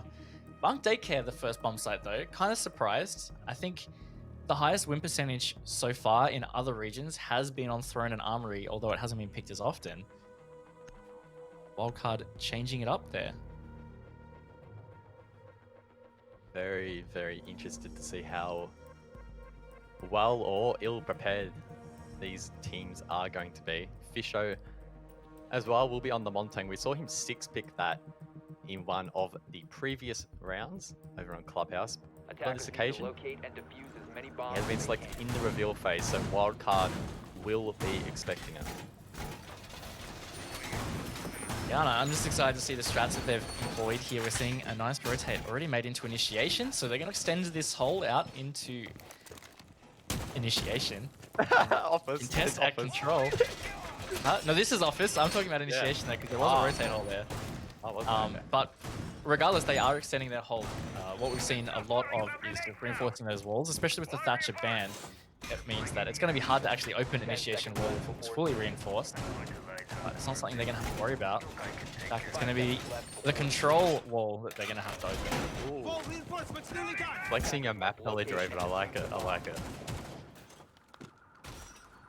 Very eager to jump into this one. Sinister will need to try and find a fault in this defense. They want to win this round. I wonder what the approach from them is going to be, especially with that Montang on the board. Fisho could even really be used, I guess, walk straight through control and make his way to that rotate nice and quickly, which Wildcard have left exposed.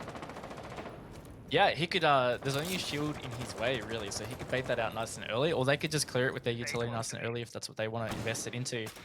And that could be a really great way to gain control. Vinny's already, in fact, taken top of Dragon Stairs. They're drawing that out really early there. Fully aware of the Goyo playing the position and the shield. Nice way to burn the ADSs there. Vinny using those flash grenades and flashing himself. A lot of pressure already been put on. Here's Fisho inside of the showers here. Diffuser in hand as well. Teaming up with Nico to try and get a push going maybe in towards office or waiting. One of those shields being taken down earlier. It wasn't a Goyo shield, of course, no flame there. Those Goyo shields likely still placed around the map. Diesel with a nice angle here with the TCSG. Alongside the rest of his team, they are fully aware that Sinister are pushing from here and are in a great position to deny those entries. Yeah, and a lot of team play coming out of Wildcard. 2 players peeking the double door and waiting to contest the aggressing positions from these attackers. Means it's not going to be as comfortable at C4 coming over, but not doing too much damage to Fisher Guy. There is still this shield in his way that he's going to have to be careful of, because if it is a Goyo shield, back away. He's just going to get right up into the face of this smoke, trying to bait something out. There's a lot of backup behind him as well, which means that Wildcard are hard contesting this push from these attackers. Fisho has found himself in a tricky to do it position. He's just going to have to turtle into the corner. Oh no! Oh, Fisho, does he get one? Not quite. Can he get the second? Oh, he doesn't hit him either, unfortunately. He is taken down, leaving it up to Nico and Milo. 45 seconds left on the board. Diffuser down as well inside of initiation. Make that just Milo now as Diesel gets his triple for this round. There is a player here inside of initiation. Milo, is he aware? I don't think he is. He gets one, sees the second and gets him as well. And just like that, this round definitely winnable. The 5.56 here. Fantastic weapon. Gets lit up as he tries to throw out that drone, which also gets destroyed. 20 seconds left now. Basically forced to frag it out. Very small chance he'll get the plant down. He has 2 flashes to play with. Uses 1 for the entry. Pops it, but gets taken down by Pat. And Wildcard will take round number 1. It was a real hard contest there through the middle of the map in initiation, waiting, and office. And Wildcard came out on top of that. Milo did almost bring it back, but either way, that really just looked strong for Wildcard. Fisho, I don't know, he had a great push into initiation, but maybe just not quite getting the backup needed. It was due to those positions being played from Wildcard aggressively and waiting. So that's a good start to the defense from Wildcard. I'm going to see them go to Armory Throne, which I was talking about earlier, having the highest percentage win so far from what I've seen in international play. Of course, for many of the folks watching at home, Armory and Throne Room, typically the primary side of choice for defenders. By attackers. Quite strong in the way that you can turtle in on the site, but expect competitive players to expand it or at least try and limit the damage that can be done from above, because there is quite a bit of verticality that can be achieved, particularly above the A-bomb site. So expect players like maybe Vinny or Nico with that soft breach to go above and try and disrupt any of the members that are playing on site. Going to be interesting too to see whether Wildcard hard contest that roam, whether they are going to play it vertically or whether they will spread out below. It looks like they're investing some utility up here, so roam looks likely, and that means that Sinister are going to have to be really careful because there's going to be a lot of utility expended just to get this control. They're going to have to use that sledge to open in towards the Armory bomb site, but they still have to get the yellow wall open. It's all time consuming. Going to be an onus on Sinister to be efficient.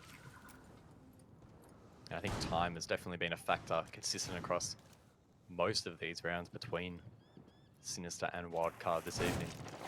A lot of them being time bound, particularly on the Wildcard attacks, but for both teams really it has been a point of difference. Fisho looking to get aggressive quite early in this round once again on that Montang, but Wildcard have brought a lesion, so those goo mines will definitely slow down Fisho's progression. Yeah, and Sinister persisting with this Montaigne isn't something we've really seen a lot of from them before. And it hasn't worked out to massive success at this stage. That's a really early pick onto Sinister Verpe on the Nomad, which means that not a lot of flank watch is going to be assisted from the air jabs. Gonna make it a bit difficult late round for Sinister. Blind entry there from Vinny will cost him his life. Geo just allowed to rotate down yellow. Quite a costly endeavor there from the Ash. Nonetheless, there's still 3 members up for this attack. Fisho still holding that diffuser. 2 smokes as well, which could come in handy later. But expect Nico now to try and get in towards office once he knows it's clear, and he can then begin to disrupt below. We see Diesel, for example, who could be disrupted on the A-bomb side, and even Pat. So definitely some potential here as Geo actually going for a flank, so a lot to keep an eye on at the moment. Yeah, and Pat's got the C4 as well, so if the sledge starts making some work on the roof, it could be an easy pick for Pat if he can read the sound of the feet properly. So he's going to start potentially renovating now, and this will be a telltale sign on how this round could play out. The 3 versus 4 though, guys, with 100 minutes to go. It's going to be pretty hard for Sinister to push on the side, but they do still have the Montaigne up. Could assist getting in through a doorway. Well, Oscar trying to find a pick inside of maintenance. Fisho maybe seeing his shoulder there to give the call, not too sure, as Nico now try to regroup with his teammates. As Gumazo will slow down the shield. Milo trying to pinch this player potentially. Will he be able to? He misses the shots and Geo makes him pay with his triple. Fortunately, Fisho unable to follow that up. Nico gets taken down, and Geo could well and truly be on for the ace here on the Legion. He needs to find one more here. It's Fisho at the bottom of Dragon. Can he do it? Yes, he will. Geo will get the first ace of Six Masters 2020, and I think he'll be pretty happy with that one. They just could not keep track of where Geo was going. He was all over the place, getting his opening picks from over on the office side, rotating down the hatch or down yellow stairs, and then looping all the way back around to maintenance, really baiting that Montaigne in as well with the goo mines. Fantastic played around from him, and Wildcard in general, just able to get away with too much. There were 2 down players that were never capitalized on. It was the Mute and the Echo. So Sinister, close, but then just ran over the top of by Geo, basically. And it means that we could be seeing a sweep of sites here. Wildcard are going to move on to initiation office. So far, Sinister have struggled a bit with their attacks. Initiation on office will be the tertiary Attackers need to site locate of and choice defuse here bombs. for Wildcard, opting not to go over towards Drug Lab. Of course, being the 4th bomb site on this map. Wildcard seem to be sticking to their guns with quite a bit of utility clearing, not opting though to bring the Legion on this occasion, despite Sinister once again sticking the Montagne. Yeah, and I'm not really sure it's worked out to much success. I mean, he got 1 down and a kill in the first round, but that was at high cost because his teammates had to try to back him up, and they kind of walked into a trap. And second round, it didn't really have much of an impact. So I don't know. We'll see whether it works out for them. Maybe they'll get a round off it, or maybe there's just something else that we're unaware of that's going wrong for them that they feel like they can fix and make it work.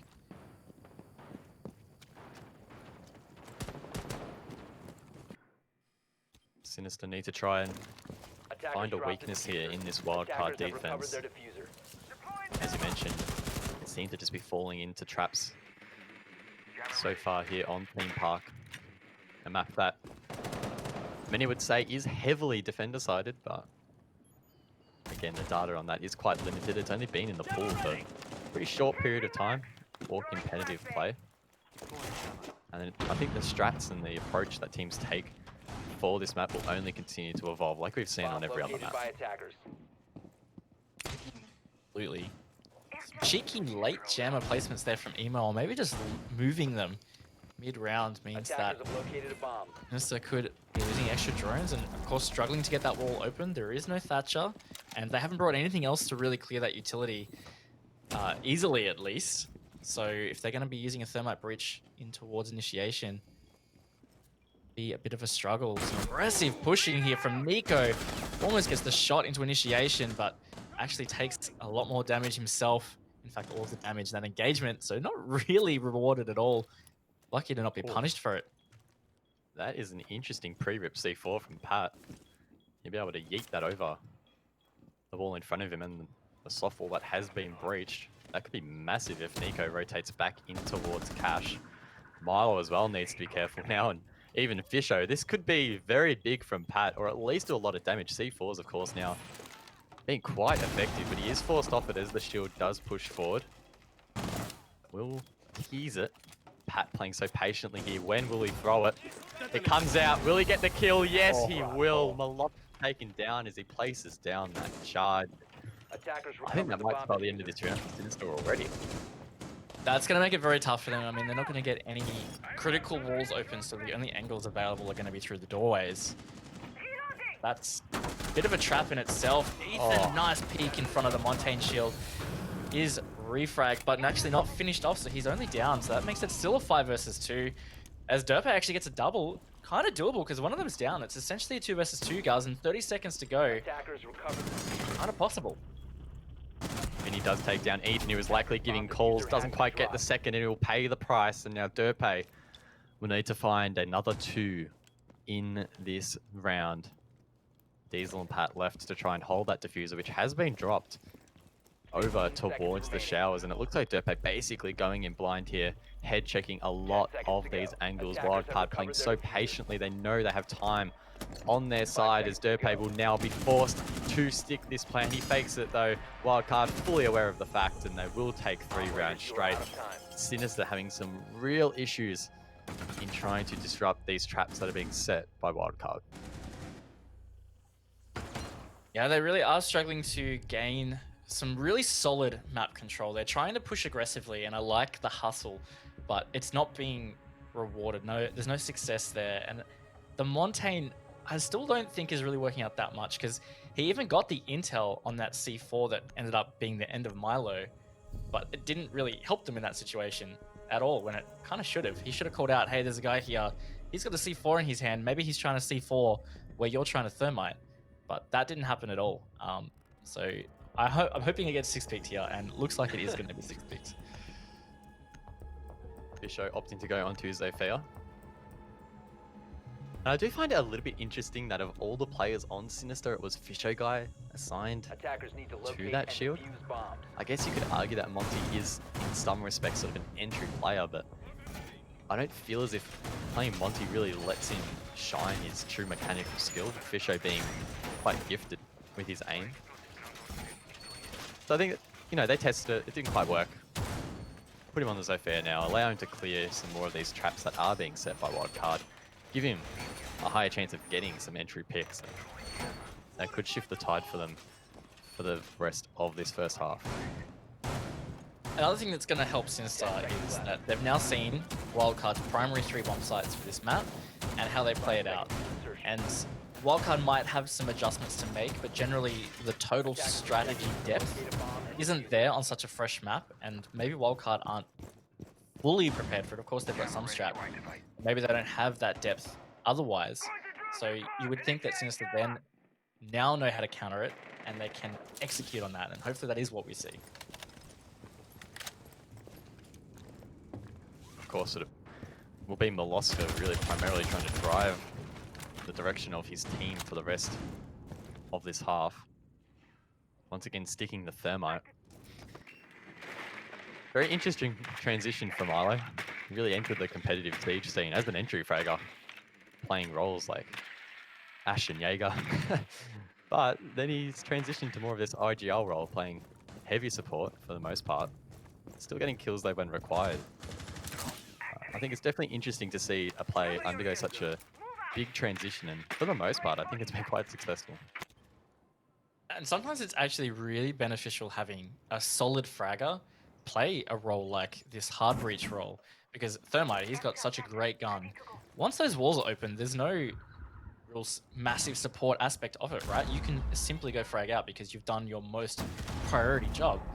So having a strong fragger with a gun like that is actually really good. And even on Clubhouse, you called him out at some stage for not really getting the game on the defense. But on attack, he ended up getting a heap of kills. He ended up on like 10 or 11 kills in the end. So he can definitely frag out in that role.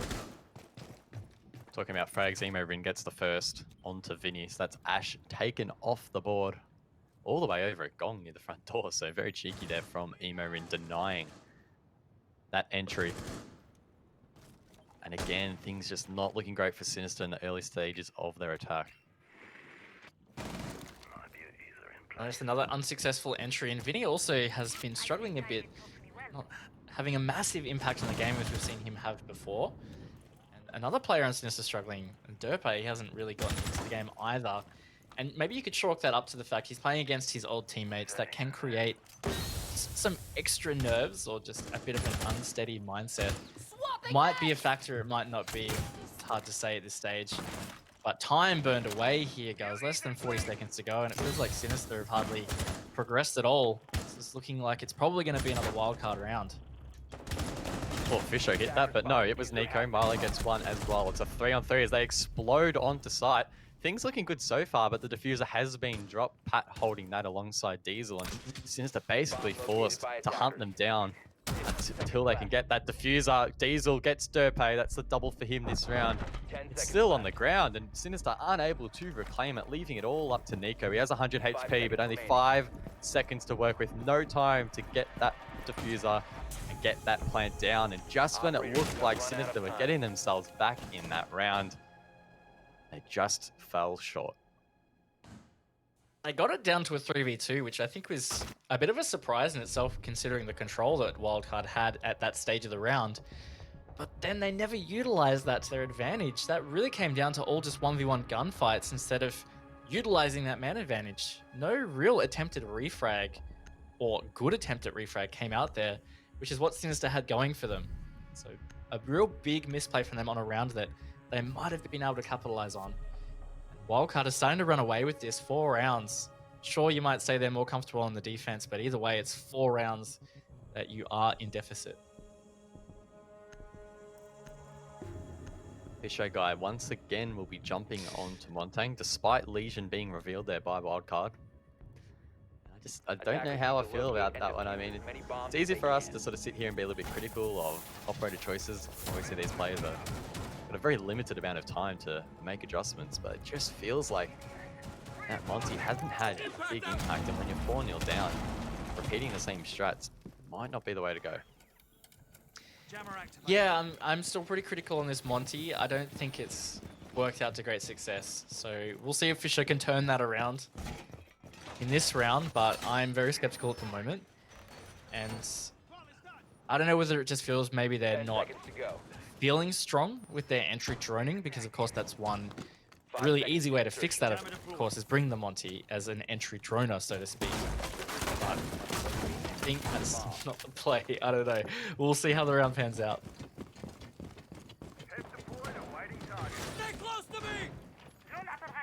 Fisher guy making his way over towards the map. I think I've been pretty satisfied so far with how these teams have been playing out Clean Pocket. Feels like it's flowing quite well. Wildcard have brought some interesting stuff to the table. It hasn't felt like either of these teams are overly underprepared. Again, we'll have to wait to see Sinister's defensive lineups, but at least from the side of Wildcard, it looks like some time has definitely been invested in this map, and I guess so far it's paying off. Yeah, Wildcard have looked pretty good. And on the other hand, I mean, it's 4 defense wins to Wildcard, but it's not like Sinister have been losing these rounds due to the way the map plays out or some really difficult to deal with strategical areas. For example, like that last round, they had a 3v2 man advantage in strong positions. I think it just came down to an error of how they played it. So it feels like it's a pretty even matchup, even though the scoreboard says otherwise. The entries have been not too bad from Sinister on this round, at least, halfway through, but no casualties at least. We've often seen them lose first player on the server. Hopefully, for their sake, they don't repeat that here in round number 5. That's the scary man, though. Geo on Legion running around the map. We saw him get an ace earlier Attackers have located on a this bomb. map. Yet to get a kill so far, but he's just probing around and could cause issues later. Sinister now trying to advance towards Throne.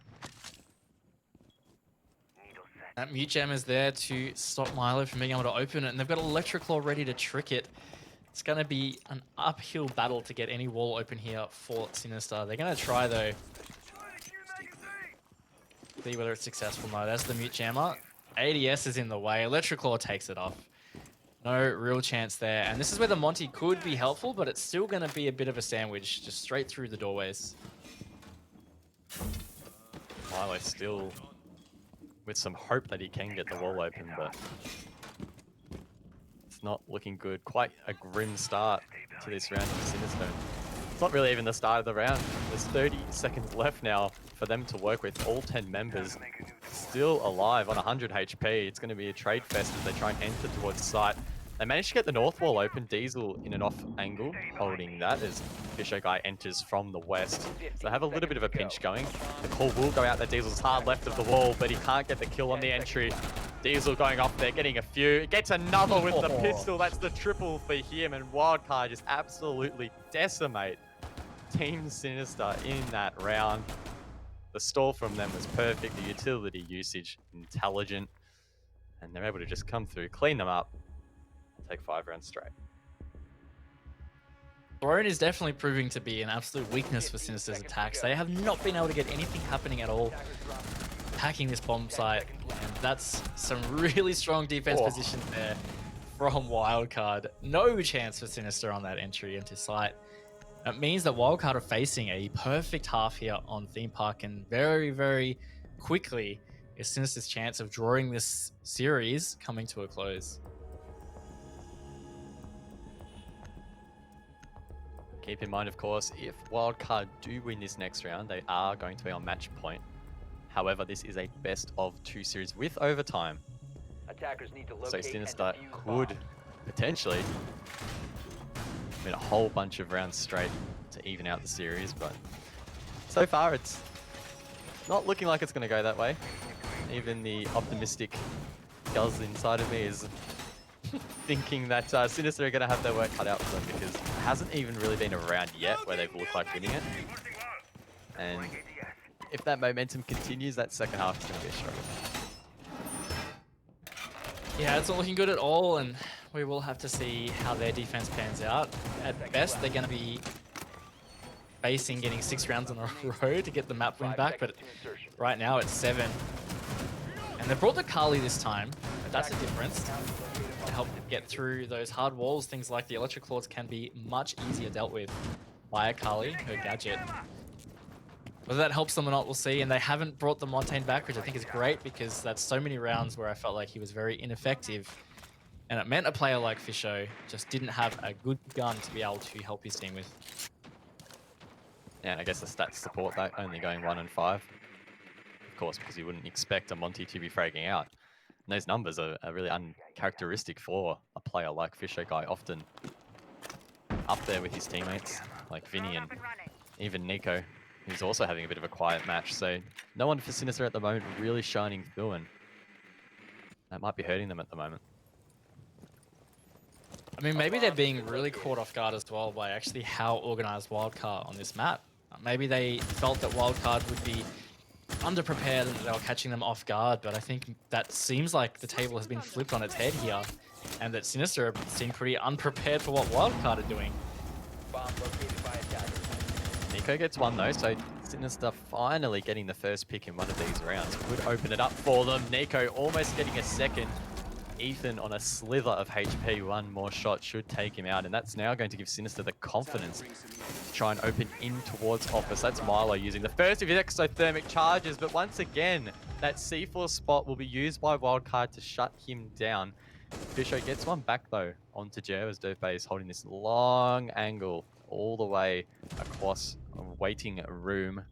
Fisho gets a second though, leaving it up to Emorin and Ethan, who is still so low on HP. Surely this long angle will shut him down. If Sinister have the intel, it's Derpe though on the sniper trying to take him down. Might not be the most effective gadget or gun for this range, and Ethan gets one. Almost gets the second, but is shut down there eventually by Vinny. By Fisho Guy, rather. So there you go, Fisho Guy, put him on the Zofia, you win rounds, confirmed. Yeah, imagine that, guys. Give a fragger a gun and he gets 3. Unreal. Sinister do get their first attack round and the only attack round for that half. And that was a much better attack for them, very confident. A nice entry. Nico did open it up and never really looked in doubt after that. Wildcard, of course, having a solid lead now. They're going to have to contend with Sinister's defense. And Sinister are going to start in Armory Throne Room, which has proven to be strong so far in this matchup. Ethan teasing the Nook pick for just a split second, but will 6-pick onto Ash, potentially putting a little bit of doubt in the minds of Sinister, of course. Nook having the very specific ability of hiding oneself from the defender cameras. Very situational. We don't see Nook played a whole lot in competitive, but you know, maybe we'll see some play on Theme Park. Could be some openings later down the line when this map is better developed. Yeah, Theme Park is definitely a map that you could see a bit of Nook played on. You rely a lot on these default cameras and of course intel around the map. There's a lot of hallways, a lot of rooms, and it's really important also as a defense to read where the attack is coming from early, because it's not a huge map per se. It can be pretty quick to rotate, so keeping tabs is important. So the Nook can be a bit of a split in that. Not to be stuck though. Ethan deciding Ash is his comfort, Ash is what he'll play. Seeing Sinister again extend the roam vertically is something that Wildcard had as well. And be pretty effective in preventing that office control so that they don't get the vertical play into Armory. Talking about vertical play, Emorin here on the sledge will be quite critical in opening up a lot of angles from above, as Wildcard have opted not to bring a buck. I don't think we saw Sinister bring buck at all either, so some consistency across the board there. Sometimes teams just put throwing one gadget over the other. Pat goes for a pre-fire through the wall. Don't think that was actually close to hitting that player there towards barrels. No, it would have been Nico safely sitting there. Could find himself in an engagement though. The drone spots him out. Gets himself towards the yellow stairs though, so not too bad a result there for Nico, who's wasting quite a bit of time.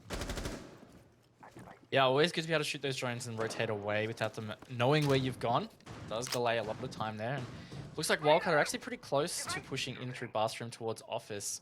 They've taken some control in cash. Ethan up there, and Diesel actually down in Gong. Start walking towards maintenance, so maybe they're going to try and work on the maintenance wall in towards Throne. They're going to have to start getting some warm-up control soon, as half the round is almost expired.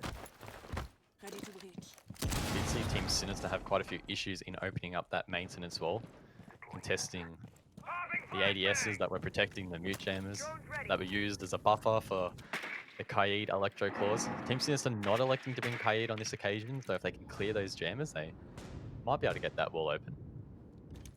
There is some verticality as well to contest with, and I think it's safe to say that this setup so far from Team Sinister is looking quite strong.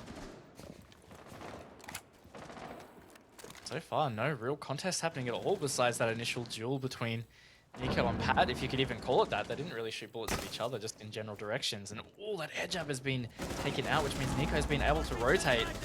Seems they're aware, and he's going to get the intel, and this could be the absolute end of Wildcard here. Doesn't secure the pick, though. It's Geo taken low. There's another one pushing up on him, but he's taken out by an air jab. Vinny finally capitalizes there, guys, and it means that Sinister have opened it up a bit. Geo on critical HP. Oh, Nico sees him through the bullet hole. Good night, Geo. Pat as well taken down. Leaving it up to Emo, Rin, and Diesel to try and reclaim this round. They have found their way in towards site, but it's not going to be an easy plan. 20 seconds left on the board. Their position well and truly revealed. And now it's Emo, Rin in a 1-on-4. So many angles to watch. You can't do it all, and Vinny will take him down for a win here in round number 7. Yeah, a bit of a sitting duck position there if you're in behind Throne and your opponents know it. There's not too many places you can go, but a whole lot of angles to worry about. And that was a really dominant defense round from Sinister, so this could be the start of something here, guys. Not going to call it yet. There's no train leaving the station, but that was a great round from them. And Wildcard looked like they really struggled to deal with it. The conductor is waiting for the train to arrive, I think. Then we can start talking about maybe Sinister boarding the train, and then maybe if it gets a little bit closer to the train departing. But yeah, still a long way away before that comeback train really does start to chug along.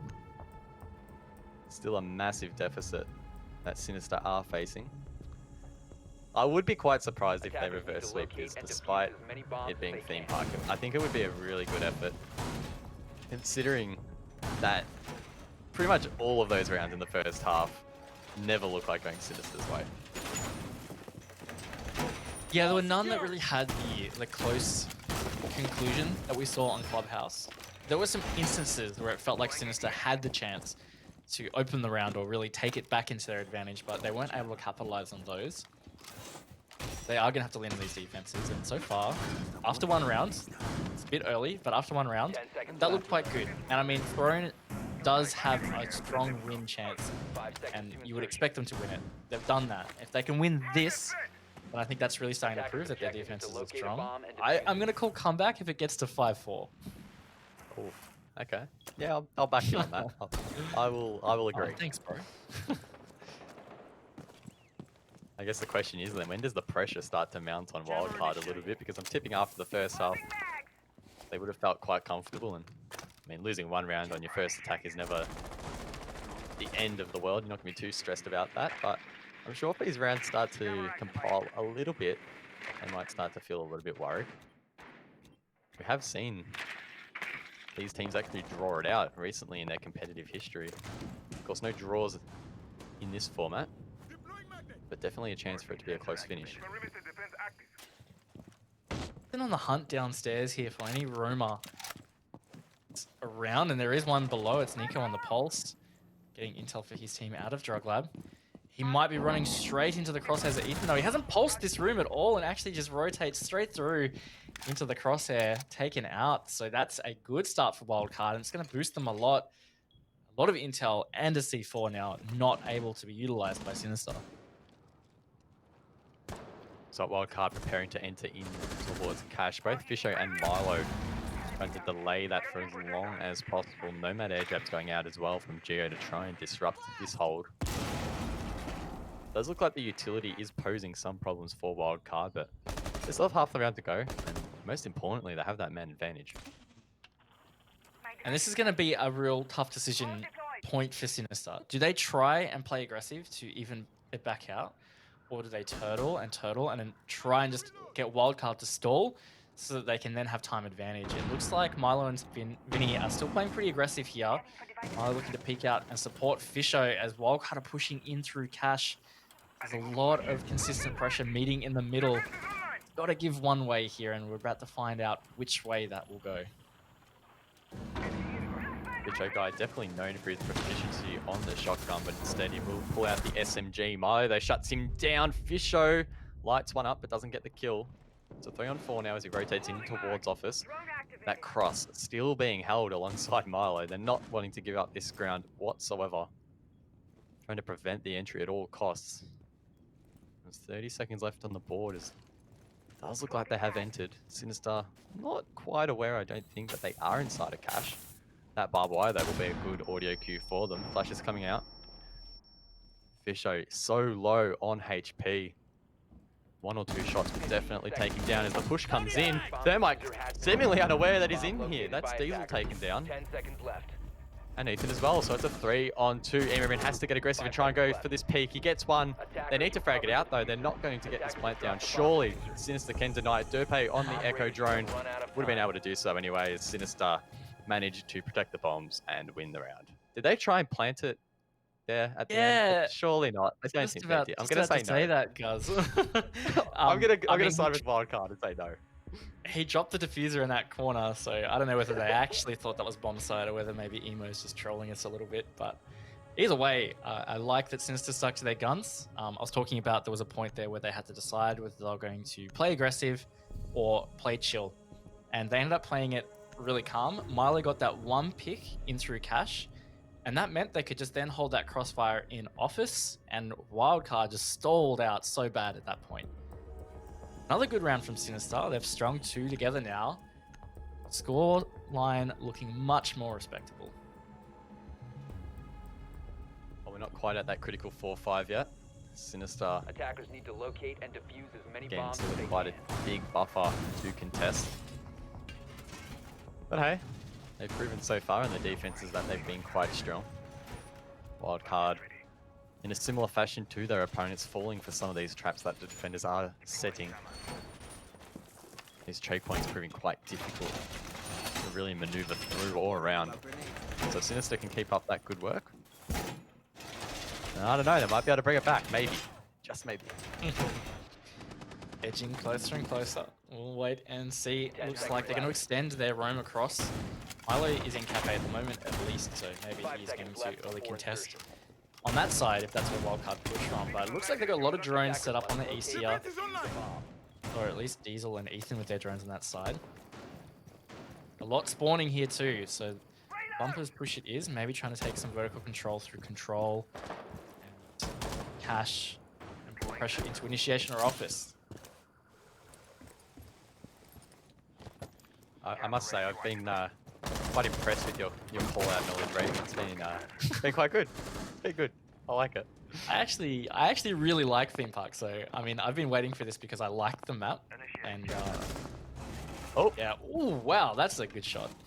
I like that kill. That's Gio, good night. And Ethan, good No, night. no Milo, what are you doing? That is quite the interesting play. Gets in 2 to open up the round, and I don't know, Raven, maybe we're getting close to that 4-5 train coming around.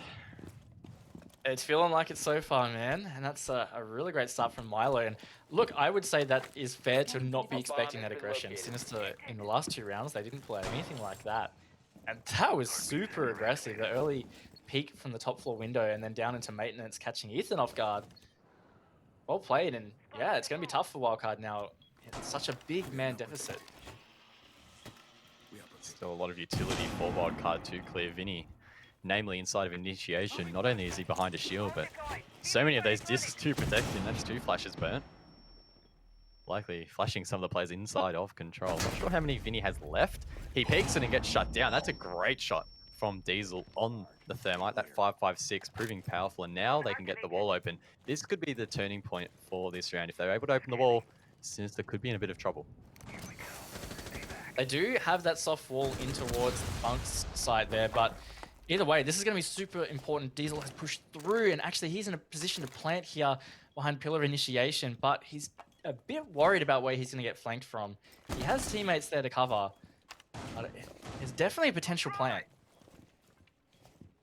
Plant being stuck here from Diesel as he, nope, fakes it out. Goes forward again, trying to bait out any of these defenders. Gets denied by the Yokai drone. C4 as well from Nico. Takes him down. Massive there from the Pulse, and now they're forced to go for frags. Pat does get one. The refrag just missed there by Sinister, but eventually they will clean it up. Fisho gets 2 on the flank. And Raven, we're there. It's 4-5. The train is beginning to warm up a little bit here. Yep. Look, that's a full sweep of their sights. 3 in a row. It's looking pretty good for Sinister. Wildcard, they had a window there, I would say, but that Echo Drone above, I didn't see whether it was there the whole time that Diesel was ready to plant, but maybe if he just went and planted straight away, might have been successful with it. We won't know. Either way, Wildcard, they were playing from behind that whole round there where they lost the first opening picks to Milo. And yeah, if they lose Armory Throne Room, which so far has a 100% win rate, it's going to be tough, man. 5-5. Wildcard, it's a lot of pressure to be under. Sinister on this occasion, 6 picking onto Kaid, so they will have both the Electro Claws and Mooch Jammers to deny these walls. Molosca as well with the ADS devices to protect any projectiles used to clear those. So I don't know, Wildcard are going to have a lot of troubles, I think, opening some of these walls, which could prove costly. Very interesting to see how they try and deal with it. Yeah, Thatcher not being there makes such a big difference attacking this map in general, and especially this bomb site. The Wamai and the Jaeger pick, it's just so much utility you have to clear, so you can use nades, for example, to help you clear the utility to open the walls. Vertical play not an option in Throne, you can only really do that in Armory, which is why most teams try and take this cash side, but it's being held hard by a Sinister. So as long as this roam works out, and at least stalls out Wildcard, it's an incredibly tough round for them to win. Definitely liking some of the use or usage of Wamai here by Vinny. Seems to definitely be his little base on this map. So often setting up here inside of initiation, facing control, trying to deny any of that push coming up by Wildcard from above. They are once again bringing that verticality potential in Emo Rin and breaching charges of Pat, even the Ash charges as well. Talking about Pat, he gets the firster onto Molosca, so that aggression has been tamed. Not too sure where Molosca was. But, Yellow stairs. Yellow? I think it was a pre-fire just through that window. I think just caught him rotating. Oh, poor Milo. Ah well. That's what he gets for trying to be aggressive for 2 rounds, maybe. I don't know. Yeah, bro, just stand still. Yeah. Just don't get shot. It's not hard. It's not that hard. That's definitely going to help Wildcard, but I mean, half the rounds ticked away. They don't have any map control. They've got the man advantage, and they're finally going to jump in to Dragon Stairs, try and push through control and get something happening here. Diesel really wants to open this Throne wall, and this is going to be the tell. There's so much utility to clear, so much to deny this. They can get this open, then it's going to be a big plus for Wildcard and to get this round. They're looking to get quite aggressive there. Still has 2 Electro Claws, so probably wise for him to stay alive here as he'll aid in denying the hard breach on that wall. C4 coming out from Fisho Guy. Will not find a target. Emo Rin able to scathe away from that one, not taking any damage. Diesel as well. A little bit close on his drone, but again, still on full HP. Looks like Wildcard have pretty good presence around the map holding these flanks, but it's just getting those walls open that's proving so challenging. And they're trying to play really cautious. They're maintaining their map control, sure, which is really good. And they really want to get these walls open, but it's stalling them out a lot. Down to 40 seconds now. They haven't had any other picks besides that opening one. That being said, Vinny's been downed as Nico does try and save him. They're exploding onto that though, so that's going to get them 2 picks, meaning it's a 4 versus 2, guys. 30 seconds to go. No walls open, but with the man advantage, they can attempt to trade outside. C4 again coming over that wall in towards maintenance. Doesn't net a kill. Now Derpe needs to try and hold this entry. Wildcard basically forced him, brute forcing this Derpe as he turns his back. Almost gets shot, but Fisho's watching the cross. He gets 2. Can he get 3? Surely he will. He does. The Fisho is dropped.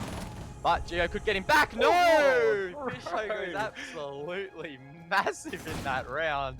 Just decimating Wildcard. And we'll continue this streak for Team Sinister. Raven, it's now 5-5.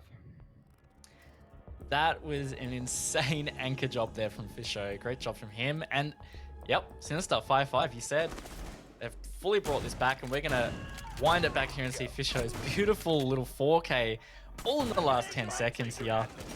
Really, really well played from him, and just an absolute fail to trade that out from Wildcard, and it was a great crossfire from Sinister.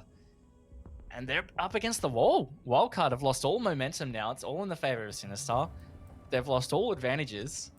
What do you think, guys? 5-5. Can Sinister get the final 2 rounds and actually close the map? That is the golden question at the moment. It's Attackers need to locate still so and tricky to defuse say the bomb. because, I mean, up until this stage, Wildcard, they managed to win their first 5 rounds on their defense and then lost their final 1. So if that pattern continues, then we'll see Wildcard edge that advantage. So, actually, no, sorry, I'm getting my rounds mixed up. We still have, no, so, okay, so what I was thinking I was saying there was Wildcard, of course, they lost their final defense, which then meant it was 5-1 in the half. If Sinister lose this round, they potentially put themselves at the advantage of losing the map. It's not going to go into overtime if Wildcard win the next 2. So just ignore everything I said there. I was trying to be a little bit big brain and trying to find a pattern, but I did not connect the dots. Objective is to locate a bomb and defuse It's alright, at least you tried, you know? You gotta put the effort in, yeah? A for effort. A for effort for Sinister so far. We can say that. That is Oh. right. Absolutely. It doesn't matter how one-sided a map can be. Coming back from such a deficit is still Attackers have a located big bomb. task. You have to battle against momentum and mindset. You can always look at it and accept, hey, it's defender-sided map. It's okay, guys. But it still doesn't count the fact that you look at that scoreline and you think, wow, we're 2 rounds away from losing this map. And they've brought it back, and now they have momentum in this position. It's really good for them, but ooh, some shots being missed by Ethan. Would have got the opening, and we're seeing slower entry again from Wildcard, but a different one. They're trying to push the cafe, which we haven't really seen either of these teams do so far. Definitely could be interesting. Hard to really judge how much utility Sinister have dedicated to that side of the map. They do have a Yokai drone watching it, some Barbar as well to try and slow down these attackers. But the question is, will that prove enough? It does appear as if Wildcard have now rotated around. Instead, repelling on that south wall. Diesel almost getting that first pick, but then he does get away. That would have been a pick very valuable for Wildcard not to be on these break windows. Actually, 2 Wildcard players. This window was prepped. There could have been a jump out. Not sure whether there's been an air jab placement or not. Doesn't actually look like it. Either way, very vulnerable position. Hard to see. A trade coming out though, 4 versus 4, coming into the final stage of the round. And that's going to have to favor Sinister. We know that Wildcard often do thrive in these late round scenarios, but with Theme Park proving so challenging for these executes, that may not be the case here. Diesel wary of a flank. Gets flashed by his teammate as well. Not ideal. He's in a great position to deny Nico, who does get the kill, and he's going to rotate over towards yellow. Potentially, air jab slows him down. As it's now a 3-on-3. Fisher guy dropped during that encounter, and the smoke's now coming out from Wildcard. The diffuser being planted by Diesel. Where's the denial from Team Sinister? That is the question. The Yoko drone from Derpe, it's too far away, and the bomb is planted. Diesel gets 1. Now Derpe and Nico need to try and retake the site. The pre-fire from Derpe is successful, netting him 1. He gets a 2nd. And now they have the man advantage. They can slow things down a little bit here, potentially try and find exactly where this player is. I think Nico knows. He had his scanner out, but he gets taken down, and now it's a 1-on-1 Derpe against his former team. A massive gunfight here. Emorin doesn't quite finishing him off, but gets him low as he rotates over towards Arcade. He comes back. Derpe almost takes him out, but Emorin manages to deny it, and Wildcard will get their first attack in the half. Yep, they've bucked the trend. All that momentum has now been stopped, and it means that they are a match point. So Sinister, it's back on them. They have to summon the strength to at least push it to overtime.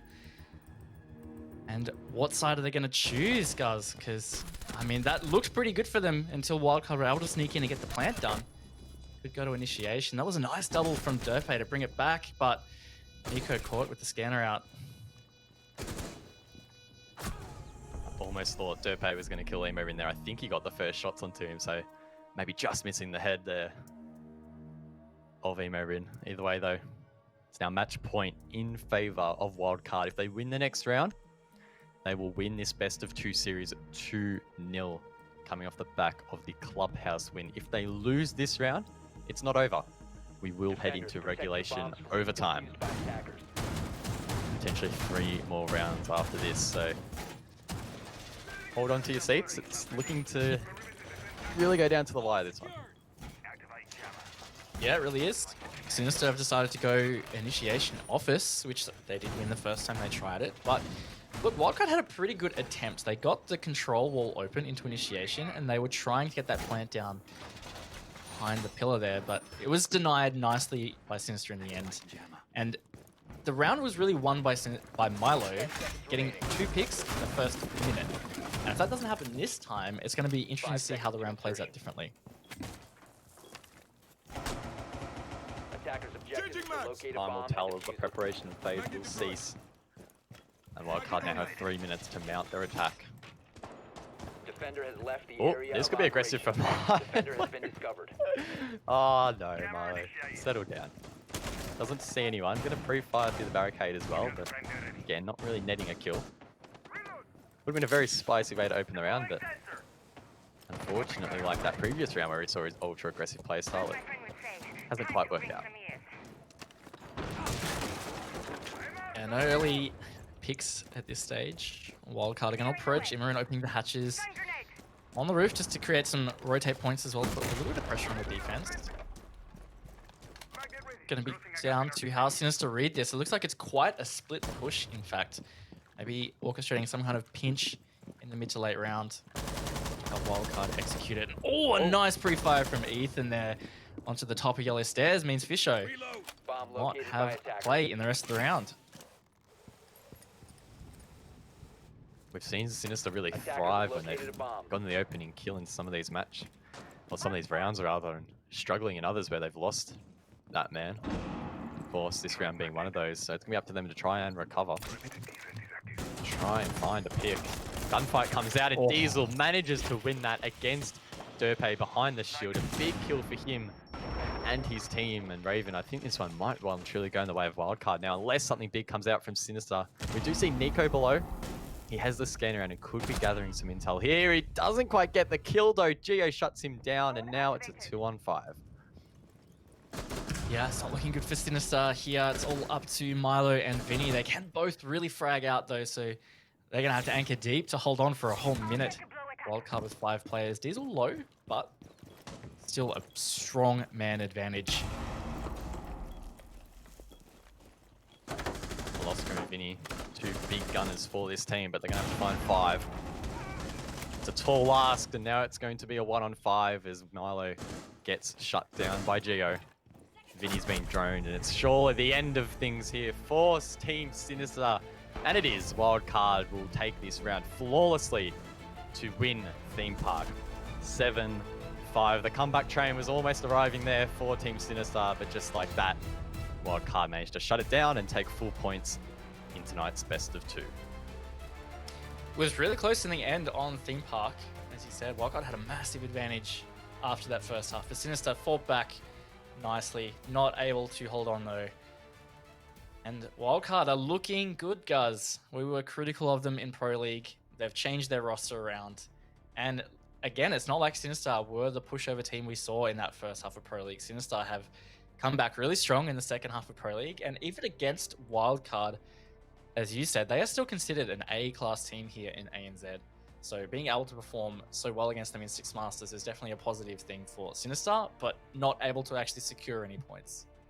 Yeah, I think the fact that they didn't secure any points will hurt them a little bit deep down, because we saw, harping back again to Season 11 of Pro League, that cost them in the end quite a bit. And I think it took them quite a bit of time to recover from that. So hopefully, despite not taking any points tonight, they can really highlight the positives that they did bring. Because, for example, on Clubhouse, they managed to really trade rounds quite well and kept it quite tight. And then if you want to move on to Theme Park, I mean, they lost 5 rounds straight. Looked like they're on the verge of losing the map and the series. Mounted a decent comeback, but it wasn't quite enough in the end. Yeah, and there's definitely a lot of positives Sinister can look into for tonight. You're right, though. There's no way they're going to be happy with the fact they got no points. And Wildcard, I don't know. I'm really curious to find out how they felt about Theme Park in general coming into it. They looked fantastic on defense, and on attack, they looked pretty sketchy. They finally got something happening. The first attack that they did manage to win, that one in Bunk Daycare, that was real close. If that plan had been denied, completely different story for Wildcard. And maybe we would have seen the map go in a completely different direction. But either way, wasn't totally convincing on Theme Park, but Wildcard are looking pretty good. Well, I mean, of course, that was pretty much the first time in high-level competitive play in ANZ we have seen Theme Park played. How are you feeling coming out of that one? Because I know, at least speaking for myself, and I'm pretty sure you as well, we're both pretty excited heading into this matchup, expecting to see some interesting plays. I guess, did it live up to your expectations? Because for me personally, I think it played out quite nicely. Yeah, I mean, besides the fact that we saw a lot of defense rounds 1, which I was a little bit surprised about, I thought we might have seen more attacks. I enjoyed watching it. I thought it was an enjoyable matchup. It was pretty close. Some of those rounds went to the wire, and some of the rounds were a bit blowouty. But at the end of the day, I just think we saw a couple of teams that were feeling out their strategies and how to play on the map. We don't know how often they've really scrimmed it. Maybe there's some teams out there that haven't been scrimming it because it's their Insta-ban. We won't really know, but I'm excited to see how it develops through the series of 6 Masters.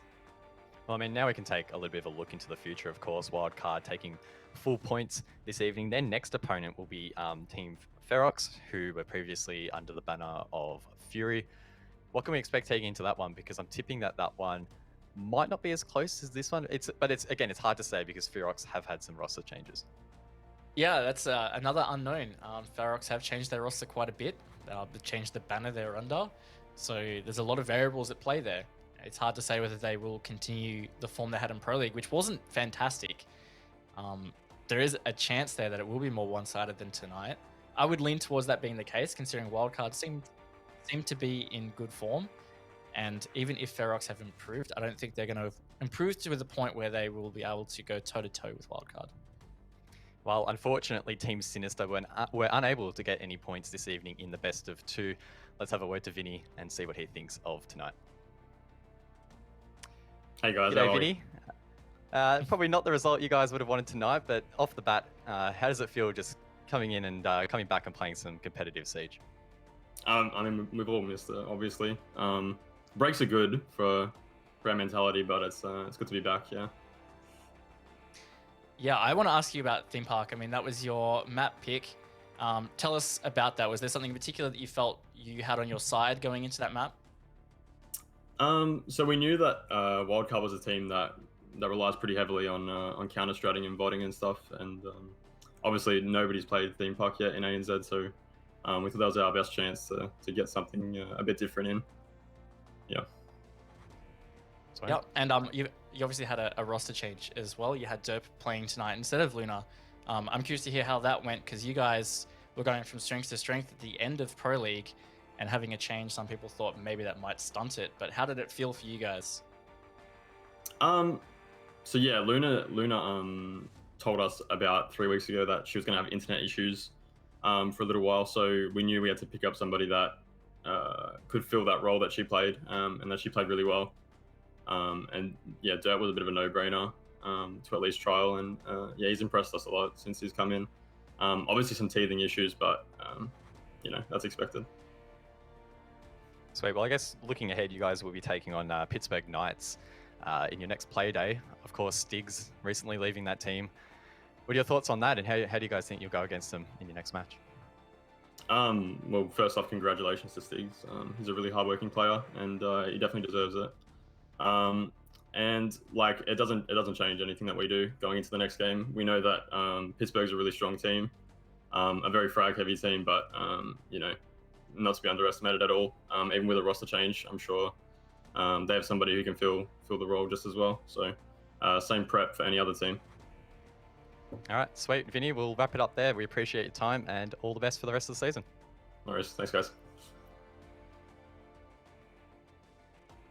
Passed the wholesome vibe check, so good start to the 6 Masters. Yeah, I mean, it's pretty obvious that he's not very happy with the result, but at the same time, as he mentioned, Derpe coming in causing some teething issues, and I think the fact that they took it up relatively well to Wildcard. Can't be underestimated because they are a strong team. I mean, they recently went to the Sixth Invitational, which is the best of the best. Yeah, I think considering some of the circumstances, Sinister they've done all right, and I think they could have done better. So they can take that in their stride into their next matches. How they're going to go against Pittsburgh is going to be interesting because, like some of these other teams that we've already mentioned, there's been some changes that you mentioned as well with Stigs going to Fnatic. But either way, I think Sinister have some good things ahead of them. You've got to assume that they'll only start to tighten things up and that maybe their performance will start to creep up a bit and boost. There's definitely a chance they could finish top 4 in 6 Masters based on what we've seen tonight. And if they're able to continue to fix some of these small mistakes, for sure, I think they can really climb up in the ladder. Well, I guess we can start talking a little bit about how Wildcard are feeling coming out of tonight. Do you think they'll be satisfied with the result? Because, of course, they did win and take full points, but do you think they really were able to flex their muscles maybe as much as they would have liked? I think it still shows that they've got some things to work on, a couple of areas they need to tighten up, but I think they'll generally be pretty happy with how they played. Considering they bled a lot of rounds in a row on Theme Park, to be able to come back and still close it out is probably good for them. And at the end of the day, points are points, and they got all the points that were there to get. So they can't be completely unhappy with that. It's just like any other series. You learn from your mistakes and you move on to the next, and the fact they didn't drop any points is going to be a big plus for them. Well, let's see what Wildcard think. We have Silex, the coach of their team, ready and waiting. Let's bring him up. G'day, Silex. Congratulations on the 6 points this evening. How does it feel coming back into Siege? Is it a good feeling? Good vibe? Hey guys, hey Raven. Yeah, it's like nice to be back. Brand new season, brand new team. Well, we played with Gio and Pat at the end of the last season, but been working on some stuff. Paid off. It's nice to have a couple of wins to start the season off. So yeah. Cool. I mean, I want to talk about the maps a little bit, and specifically maybe about the veto system change. You don't have to reveal too much, but obviously that changes a lot how you would prepare coming into this, and you ended up on Clubhouse and Theme Park. How did that really match up with your expectations? So I think it's public knowledge. Please don't shoot me down if I'm wrong, but you get 1 ban now, and 3 maps are left in the pool after you pick as well. So it changes things a little bit, especially for teams who don't have a wider pool. We banned Border, which, if anyone's watching, it's no surprise. And we expected them to ban Consulate against us. They've done that in the past, and we picked Club against them. Turned out as we pretty much expected. And them picking Theme, it wasn't a massive surprise because Derp kind of knows that we our mentality. We're not like massive fans of really getting into the new maps as soon as they're out. We like to test the waters a bit, experiment and whatever. So maybe that drove their decision to pick Theme Park against us. But in the end, we came out on top on that map. It was a bit rough, but still, a win's a win. Sweet. You guys, of course, will be taking on Ferox in your next play day. Of course, they were previously known as Fury. Last season, you guys had a couple of issues against that team, especially with their aggression. How are you guys going to be approaching them in your next matchup? Well, I think we're just going to work on our play and just take that mentality, and when we come up against them, we'll just make sure we're not making the same mistakes as we did last time. Left our flanks open quite a lot, and that cost us rounds. Awesome. Well, Silex, as always, we appreciate your time a lot, and we hope to see you soon. Good night. Have a good night, guys. See ya. Bye. Another wholesome interview. Let's go. Yeah. I mean, it was good to hear a bit more insight about how that veto went out.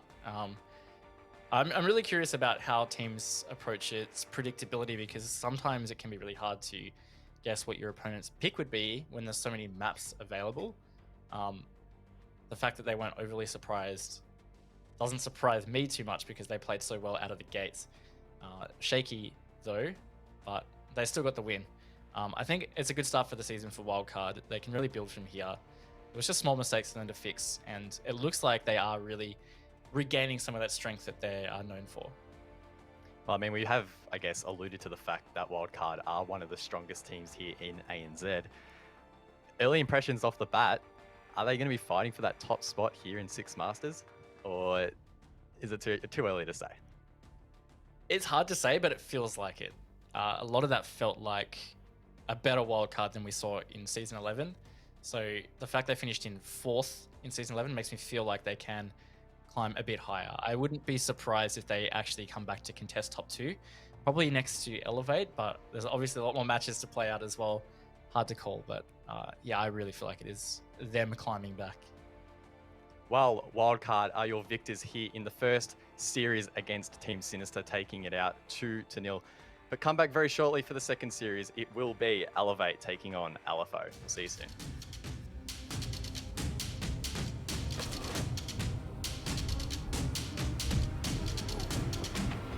Attackers are dropped.